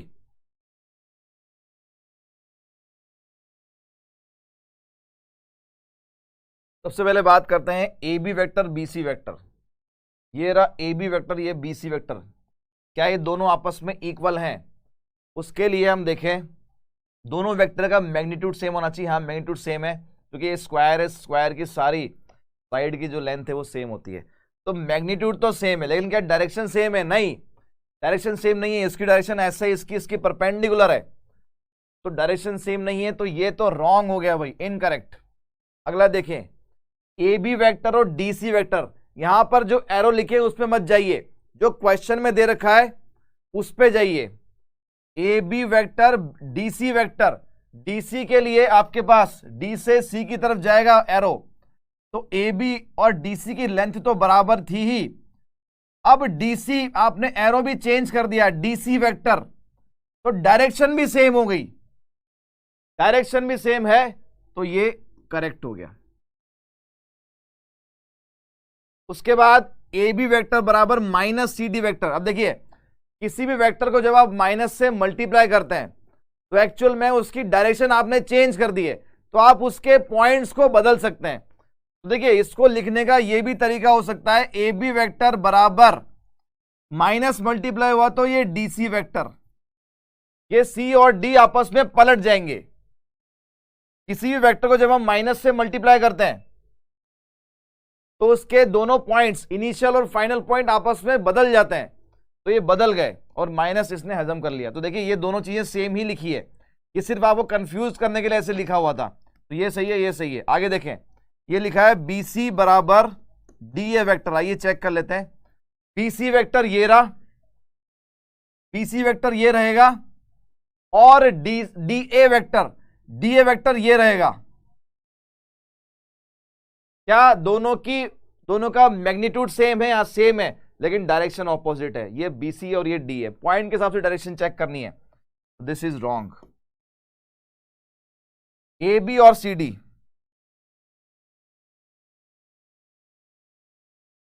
देखिए आप, A B vector C D vector, जैसे एरो भी लिखा हुआ है, डायरेक्शन ऑपोजिट है, सेम नहीं है। ए बी और minus D C, minus D C, वापस से माइनस से जब मैं मल्टीप्लाई करूंगा तो ये बन जाएगा सी डी वेक्टर। तो ए बी और सी डी आपस में बराबर नहीं है, क्योंकि ऊपर वाला गलत है, ये भी गलत है।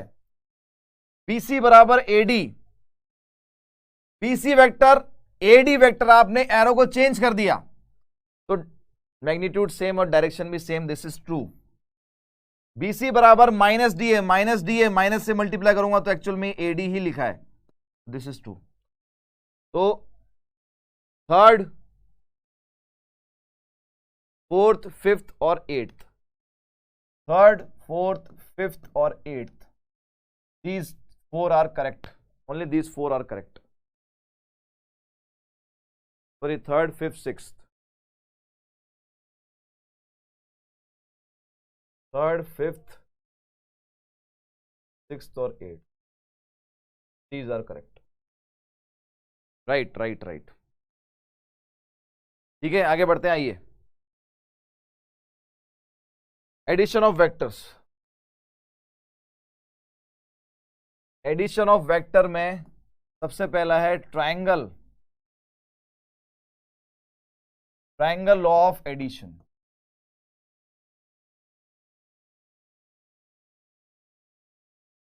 ट्रायंगल लॉ ऑफ एडिशन क्या होता है भाई? कितने बच्चों को याद है ट्रायंगल लॉ ऑफ एडिशन?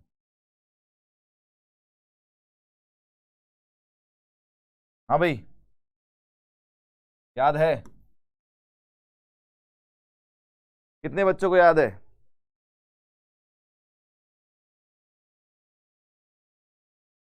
कितने बच्चों को याद है?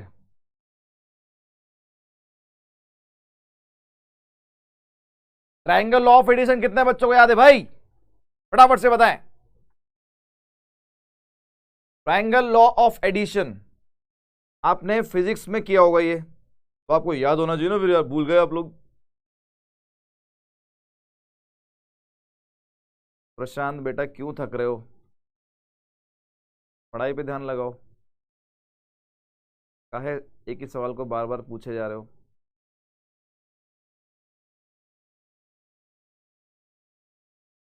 ABCD में एरो चेंज क्यों नहीं कर सकते? आरुषि बेटा कौन से पार्ट की बात कर रहे हो?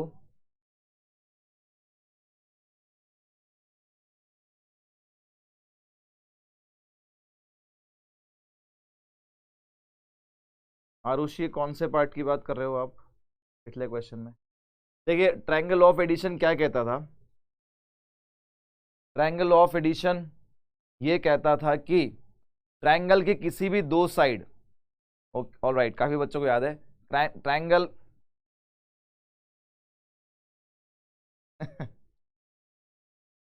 ट्रायंगल। शशांक कह रहा है कि सर अभी तो यही याद नहीं कल खाने में क्या खाया था, आप तो बरसों पुरानी बात कर रहे हो। बिल्कुल बेटा, मुझे पूरा भरोसा है कि आप भी हो यहीं पर, इसलिए मैं बता रहा हूं। ट्रायंगल लॉ ऑफ एडिशन ये कहता है कि ट्रायंगल की कोई भी दो साइड अगर दो वेक्टर्स को रिप्रेजेंट कर रही है सेम सेंस में, सेम सेंस का मतलब क्या है? सेम सेंस का मतलब है कि एक वेक्टर जहां पे खत्म होगा दूसरा वहां से शुरू होगा।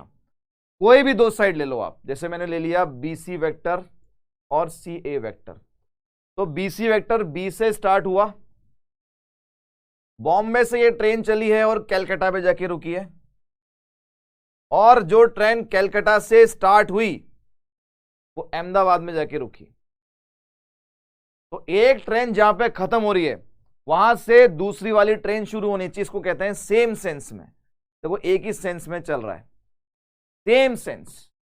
तो ट्रायंगल की दो साइड अगर एक ही सेंस में दो वेक्टर को रिप्रेजेंट करती है, एक ही सेंस का मतलब मैंने आपको बता दिया, एक लाइन सेगमेंट या एक वेक्टर जहां पे खत्म होगा उसका जो फाइनल पॉइंट होगा दूसरे वेक्टर का वो इनिशियल पॉइंट होगा। अगर ऐसा हो रहा है, जैसा अगर आप कर पा रहे हैं, तो जो तीसरी साइड है वो उन दोनों के सम को रिप्रेजेंट करेगी ऑपोजिट सेंस में।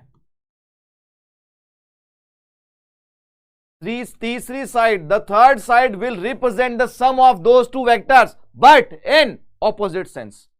तो कहने का मतलब ये कि जब आप BC वेक्टर लिया था आपने और आपने जब CA वेक्टर लिया था, ये वेक्टर आपने सेम सेंस में लिए थे। BC खत्म हुआ C पर और CA स्टार्ट हुआ C पर, तो इन दोनों का जो सम होगा वो रिप्रेजेंट करेगी थर्ड लाइन। बट कौन से सेंस में?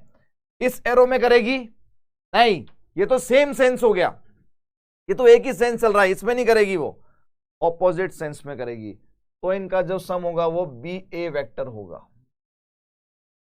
This is triangle of addition, this is triangle of addition.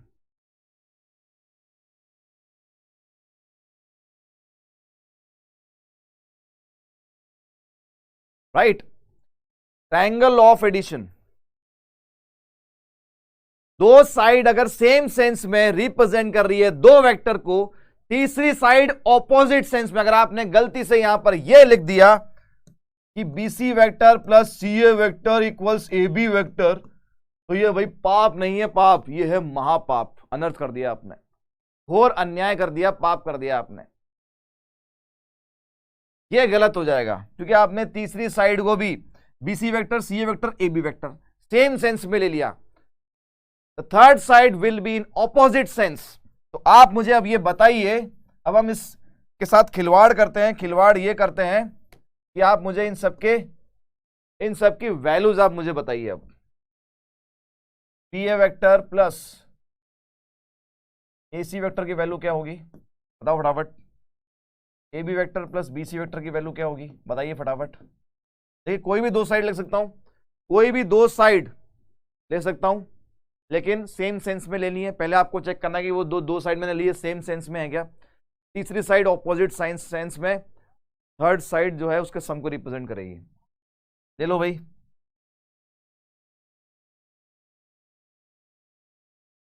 आ जाओ भाई।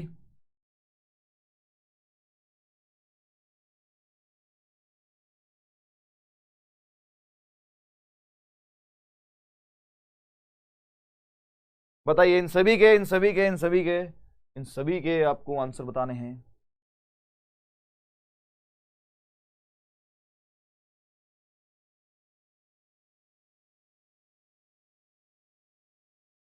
बिल्कुल। रिजल्टेंट वेक्टर, फर्स्ट का बीसी वेक्टर। सभी लोग ट्राई कर लें एक बार सारे, उसके बाद में आंसर लगाना चालू करता हूं। उसके बाद में आंसर लगाना चालू करता हूं। सभी लोग ट्राई कर लें भाई एक बार। दोनों साइड सेम सेंस में होनी चाहिए भाई। तीसरी साइड ऑपोजिट सेंस में इन दोनों के सम को रिप्रेजेंट करेगी।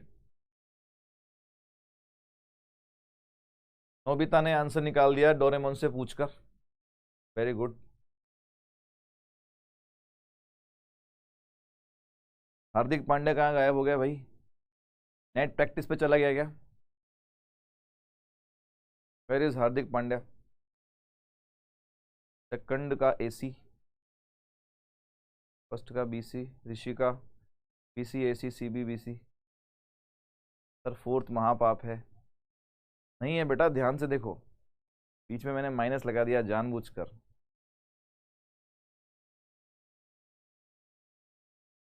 राइट, तो काफी सारे लोगों के आंसर आ गए हैं। देखिए हम यहाँ पर एक काम करते हैं, हम यहाँ पर एक ट्रायंगल ड्रॉ करते हैं छुटकू सा। ये रहा वो ट्रायंगल, ठीक है। और सारे वर्टिसेस को नाम दे देते हैं ए बी। पहला बोला है बी ए वेक्टर, तो एरो लगा रहा हूं मैं। बी ए वेक्टर, ए सी वेक्टर, ये दोनों साइड सेम सेंस में जा रही है। तो तीसरी साइड अगर आपने एरो ये लगाया तो ये तो सेम सेंस में चलते जा रहे हैं आप, तो ये गलत हो जाएगा। आपको एरो लगाना है ऑपोजिट साइंस में, सेंस में। तो बी सी वेक्टर, ठीक है। तो इसका बी सी वेक्टर। दूसरे का देखें, A B vector plus B C vector, same sense में चल रहा है। तो तीसरी साइड ऑपोजिट सेंस में ए सी वेक्टर, ये सेंस रहेगा तीसरे का, तो ए सी वेक्टर।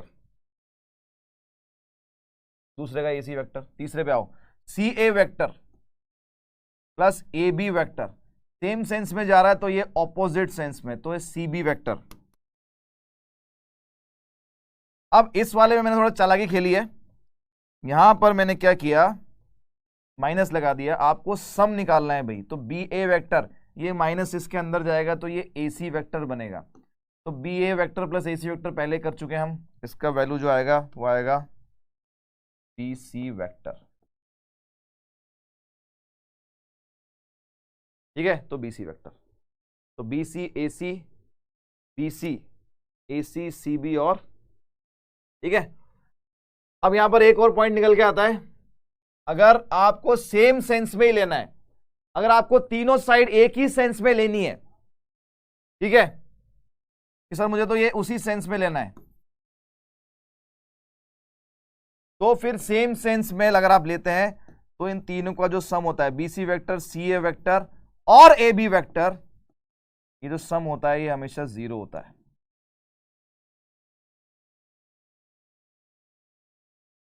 तो किसी भी एंक्लोज्ड फिगर, कोई भी एंक्लोज्ड फिगर हो, कोई भी एंक्लोज्ड फिगर है अगर है, चाहे वो ट्रायंगल है, चाहे वो रेक्टेंगल है, स्क्वायर है, रोम्बस है, पैरेललोग्राम है, अगर आप सेम सेंस में लेते जाएंगे तो उन सभी वेक्टर्स का जो सम होगा वो हमेशा 0 होगा। मान लो मेरे पास, मान लीजिए मेरे पास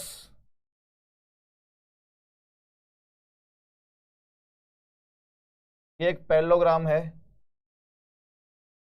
तो यहां पर अगर आप सेम सेंस में लेते हैं सब कुछ सेम सेंस में लेते हैं, तो A B vector plus B C vector plus C D vector, A B B C C D और डी ए वेक्टर, इन सभी का जो सम होगा वो 0 होगा। इन सभी का जो सम होगा वो 0 होगा। Right, all right. ठीक है, अब ये था हमारा ट्रायंगल लॉ ऑफ एडिशन। इसके बाद में निकल के आता है दूसरा वाला, that is second one, that is parallelogram law of addition. Parallelogram law of addition,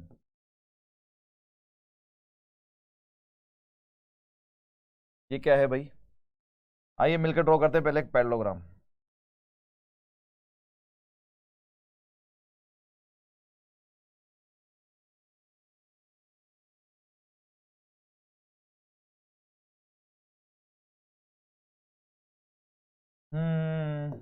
parallelogram वैसे ही ड्रॉ करना पड़ेगा। ये आपका साइड हो गई,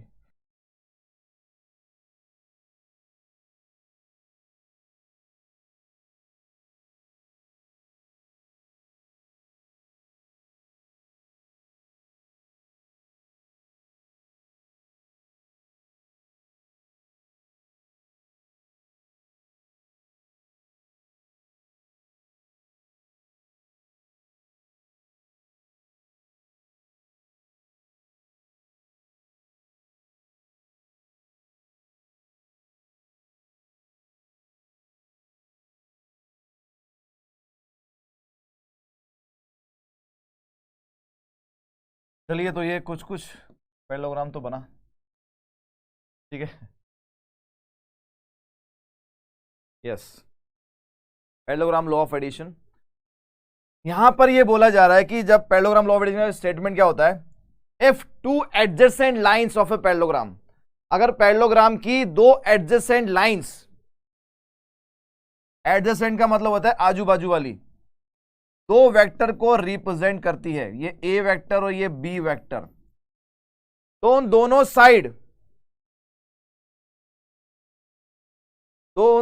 साइड, से को इनिशियल, उन दोनों साइड से जो को इनिशियल डायगोनल होगा, देखिए यहां पर दो डायगोनल है हमारे पास यहां पर दो डायगोनल्स हैं भाई। एक होता है उन दोनों एडजेसेंट साइड से को इनिशियल, देखिए ये रहा को इनिशियल, ये इसी पॉइंट से पास कर रहा है डायगोनल, और एक है दूसरा वाला डायगोनल। तो पहले हम इसी की बात करते हैं। अगर दो वेक्टर पैरेललोग्राम की दो एडजेसेंट साइड मतलब आजू बाजू वाली को रिप्रेजेंट कर रहे हैं, तो यहां पर देखें अगर ये बी वेक्टर है तो ये भी बी वेक्टर ही होगा, क्योंकि ये लेंथ भी सेम है और डायरेक्शन भी पैरेलली आप शिफ्ट कर रहे हैं, तो this will also be B vector. तो अगर हम इस ट्राइंगल में ट्राइंगल लॉ ऑफ एडिशन लगा दें, तो यहां पर क्या था, ट्राइंगल लॉ ऑफ एडिशन से A B vector BC vector, A B vector BC vector अगर सेम सेंस में चल रहा है, ये सेम सेंस में ही चल रहा है, तो इस ट्राइंगल का जो तीसरा साइड है जो कि इस पैरेललोग्राम का डायगोनल है, वो इन दोनों साइड के सम को रिप्रेजेंट करेगा, but in opposite direction, in this direction. तो ये हो जाएगा ए सी वेक्टर। इसका मतलब ए सी वेक्टर हो गया A vector plus B vector, A vector plus B vector. तो ये वाला जो वेक्टर है ये है A vector plus B vector, right और नॉट?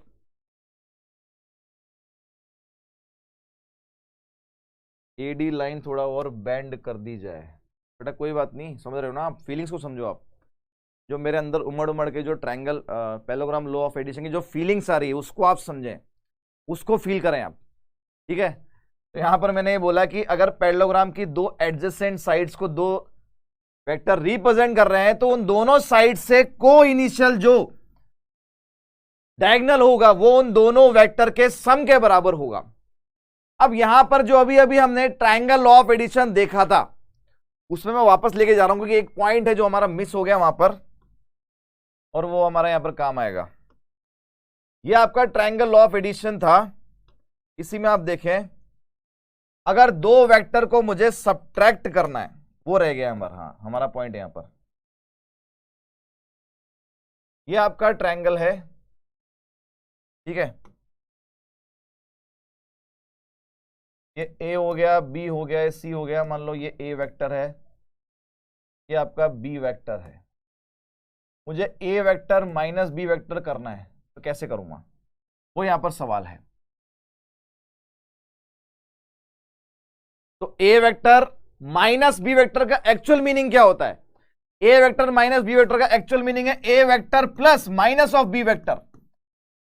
तो आपको ए वेक्टर में ऐड करना है माइनस ऑफ बी वेक्टर। अब माइनस ऑफ बी वेक्टर क्या होगा, ए सी वेक्टर को और बढ़ा दो पीछे की तरफ, ये बढ़ा दो उसको पीछे की तरफ,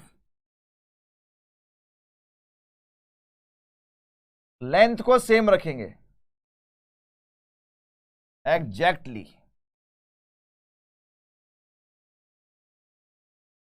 और उसके बाद इस पॉइंट को इससे मिला दिया जाए, ये बन जाएगा एकदम धांसू वाला ट्रायंगल,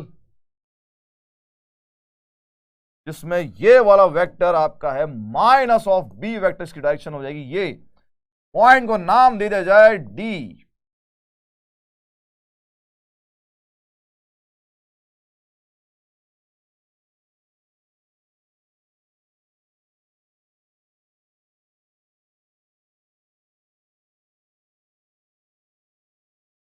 देखिए यहां पर ए वेक्टर और बी वेक्टर, ये हमारा ट्रायंगल था पहले। अब मुझे ए वेक्टर में बी वेक्टर को माइनस करना है, तो एक्चुअल में आपको ए वेक्टर में माइनस बी वेक्टर को ऐड करना है। उसके लिए माइनस बी वेक्टर मैंने बना दिया। तो वेक्टर में एक्चुअल में सब्ट्रैक्शन जैसे कोई बात नहीं होती है, वेक्टर में जो होता है एडिशन ही होता है, सब्ट्रैक्शन कुछ होता ही नहीं है, होता ही नहीं है। तो आपने बी वेक्टर को नेगेटिव कर दिया। अब इस ए वेक्टर में इसको ऐड करें, देखिए सेम सेंस में चीजें जा रही है, ट्रायंगल ऑफ एडिशन लगाइए। अगर दो वेक्टर सेम सेंस में है तो तीसरा वेक्टर ऑपोजिट सेंस में उनके सम को रिप्रेजेंट करेगा। तो B C vector plus C D vector, ये हो जाएगा बी डी वेक्टर। तो ये A vector C D vector था माइनस बी वेक्टर, ये आपका बी डी वेक्टर। तो बी डी वेक्टर ये है आपका A vector minus B vector, ठीक है। ये इन दोनों का सब्ट्रैक्शन। तो ऐसे आप दो वेक्टर को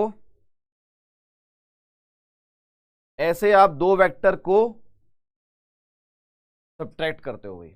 और यही काम आ रहा है हमारे अगले टॉपिक में जो हम कर रहे थे यहां पर अभी। देखिए triangle parallelogram law of addition में आपको बता दिया, जब दो लाइंस उस पैरेललोग्राम की दो साइड को रिप्रेजेंट कर रही है, तो यहां से जो आपका ये डायगोनल निकल रहा है, को इनिशियल है, वो तो उन दोनों के सम को रिप्रेजेंट कर रहा है। What about the second diagonal? What about the second diagonal? दूसरे डायगोनल का क्या किया जाए? तो ये दूसरे डायगोनल में यहां पे ड्रॉ कर रहा हूं, देखें आप, ये आपका दूसरा डायगोनल है। तो अब दूसरा ट्रायंगल आप पकड़ लें। नाउ अब हम बात कर रहे हैं in triangle A B D, ठीक है। अगर मैं ये ट्रायंगल ड्रॉ करता हूं, ट्रायंगल ए बी डी, तो देखिए ये ट्रायंगल क्या है, ये ट्रायंगल कुछ ऐसा है।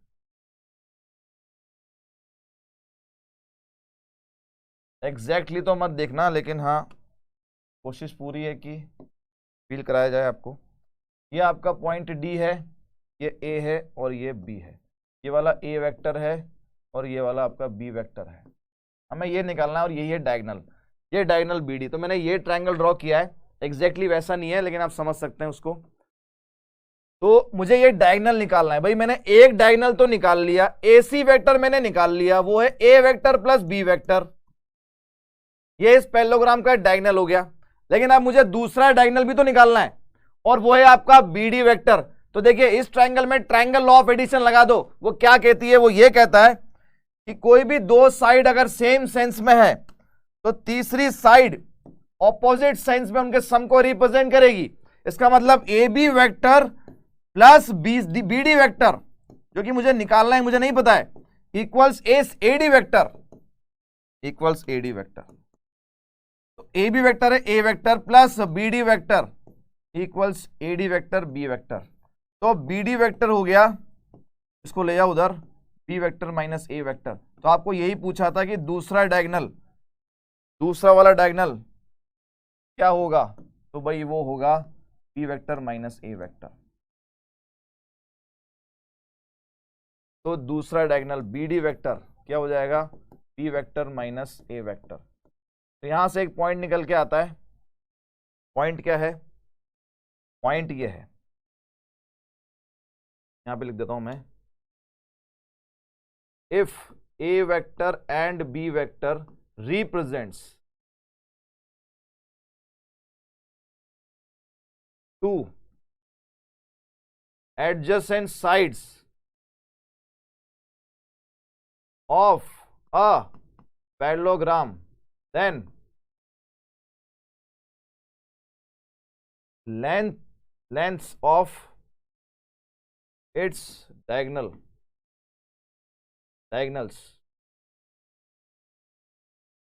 will be A vector plus B vector mod and B vector minus A vector का mod। तो उसके दोनों डायगोनल की लेंथ, अगर A vector and B vector, A vector and B vector किसी भी पैरेललोग्राम की दो एडजेसेंट साइड्स को रिप्रेजेंट करता है रे बाबा, A वेक्टर और B वेक्टर किसी पैरेललोग्राम की दो एडजेसेंट साइड्स को रिप्रेजेंट करता है रे बाबा, तो उसके दोनों डायगोनल की लेंथ क्या होगी? एक डायगोनल है आपका A vector plus B vector, तो उसकी length A vector plus B vector का मॉडुलस। दूसरा डायगोनल है B vector minus A vector, तो उसकी length B vector minus A vector का मॉडुलस। समझ में आया कि नहीं आया बाबू? ए राजू, ए श्याम,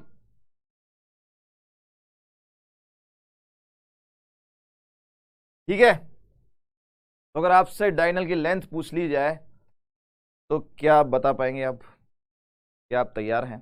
बिल्कुल, अब आप बता पाएंगे, ठीक है? ये है पैरेललोग्राम लॉ ऑफ एडिशन। अगर मुझे दो वेक्टर को अब ऐड करना है और वो वेक्टर दिए जा रहे हैं कंपोनेंट फॉर्म में, A1 i cap, A2 j cap, A3 k cap, P vector है P1 i cap, P2 j cap, P3 k cap, then A vector plus B vector i cap वाला i cap में add कर दो, j cap वाला j cap में add कर दो, और k कैप वाला k कैप में ऐड कर दो। भाई कर दो कर दो कर दो, अगर माइनस करने को बोला जाए तो माइनस कर डालो।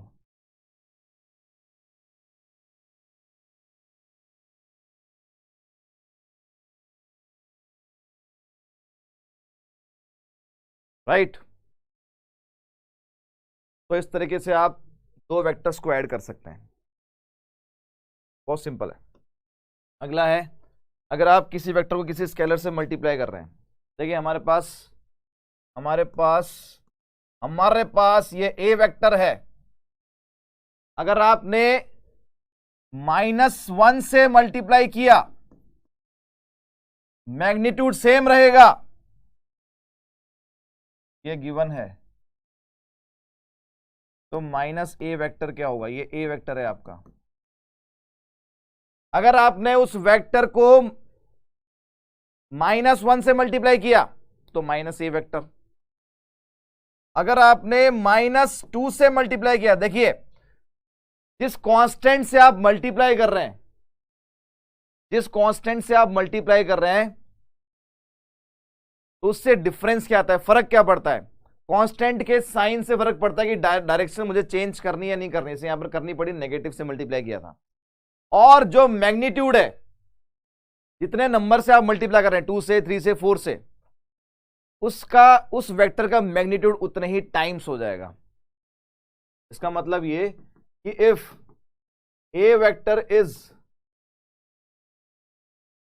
अ given vector, then M A vector, तो यहां पर दो केस बन जाते हैं कि M पॉजिटिव है कि M नेगेटिव है। M अगर पॉजिटिव है तो direction will be same as that of A vector, और मैग्नीट्यूड क्या हो जाएगा? A times magnitude of A vector. यहां क्या होगा? Direction will be opposite to that of A vector और मैग्नीट्यूड यहां पर भी m टाइम्स, a टाइम्स नहीं m टाइम्स।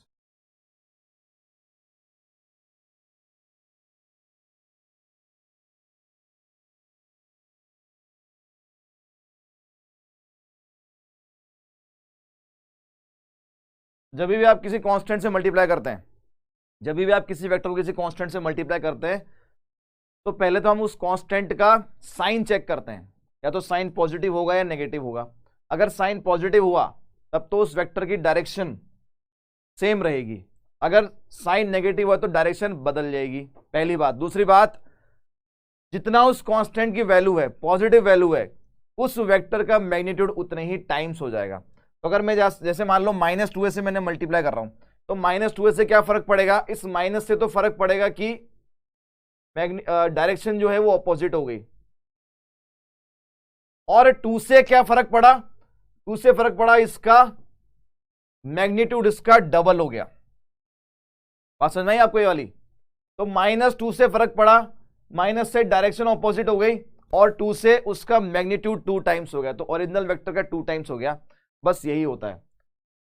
दूसरा यहां पर कुछ प्रॉपर्टीज है, अगर आपके सामने लिख रहा है m इंटू एन इंटू ए वैक्टर, तो इसको अगर दो कांस्टेंट मल्टीप्लाई हो रहे हैं तो आप m को छोड़ के पहले n से मल्टीप्लाई कर दो, या आप n को छोड़ के पहले m से मल्टीप्लाई कर दो, कोई फर्क नहीं पड़ रहा। अगर आप एडिशन में या सब्ट्रैक्शन में किसी कांस्टेंट से मल्टीप्लाई कर रहे हैं तो ये सेपरेट मल्टीप्लाई कर दो भाई, कोई फर्क नहीं पड़ रहा।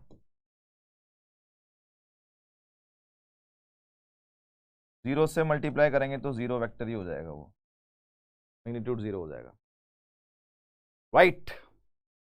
ये कुछ बेसिक से पॉइंट।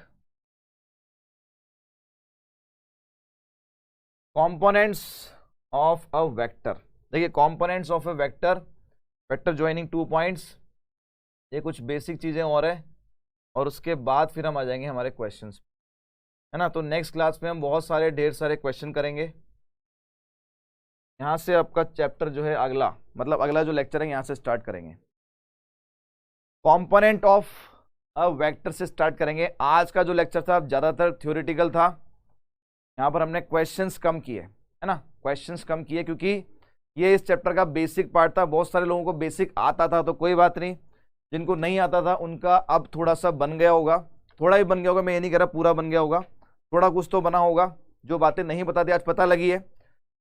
अगले लेक्चर में जो हम क्वेश्चंस करेंगे, ये सारी की सारी चीजें वहां पर रिवाइज होने वाली है भाई, ये सारी की सारी चीजें वहां पर रिवाइज होने वाली है। तो आज के लेक्चर इंपॉर्टेंट इसलिए है कि यहां पर जो भी पढ़ाया गया आप उसको पूरा रिवाइज करके आए, पढ़ के आए, ठीक है, और उसके बाद अगले लेक्चर में बैठना, क्योंकि ये सब चीजें वहां पर रिवाइज होंगी, राइट।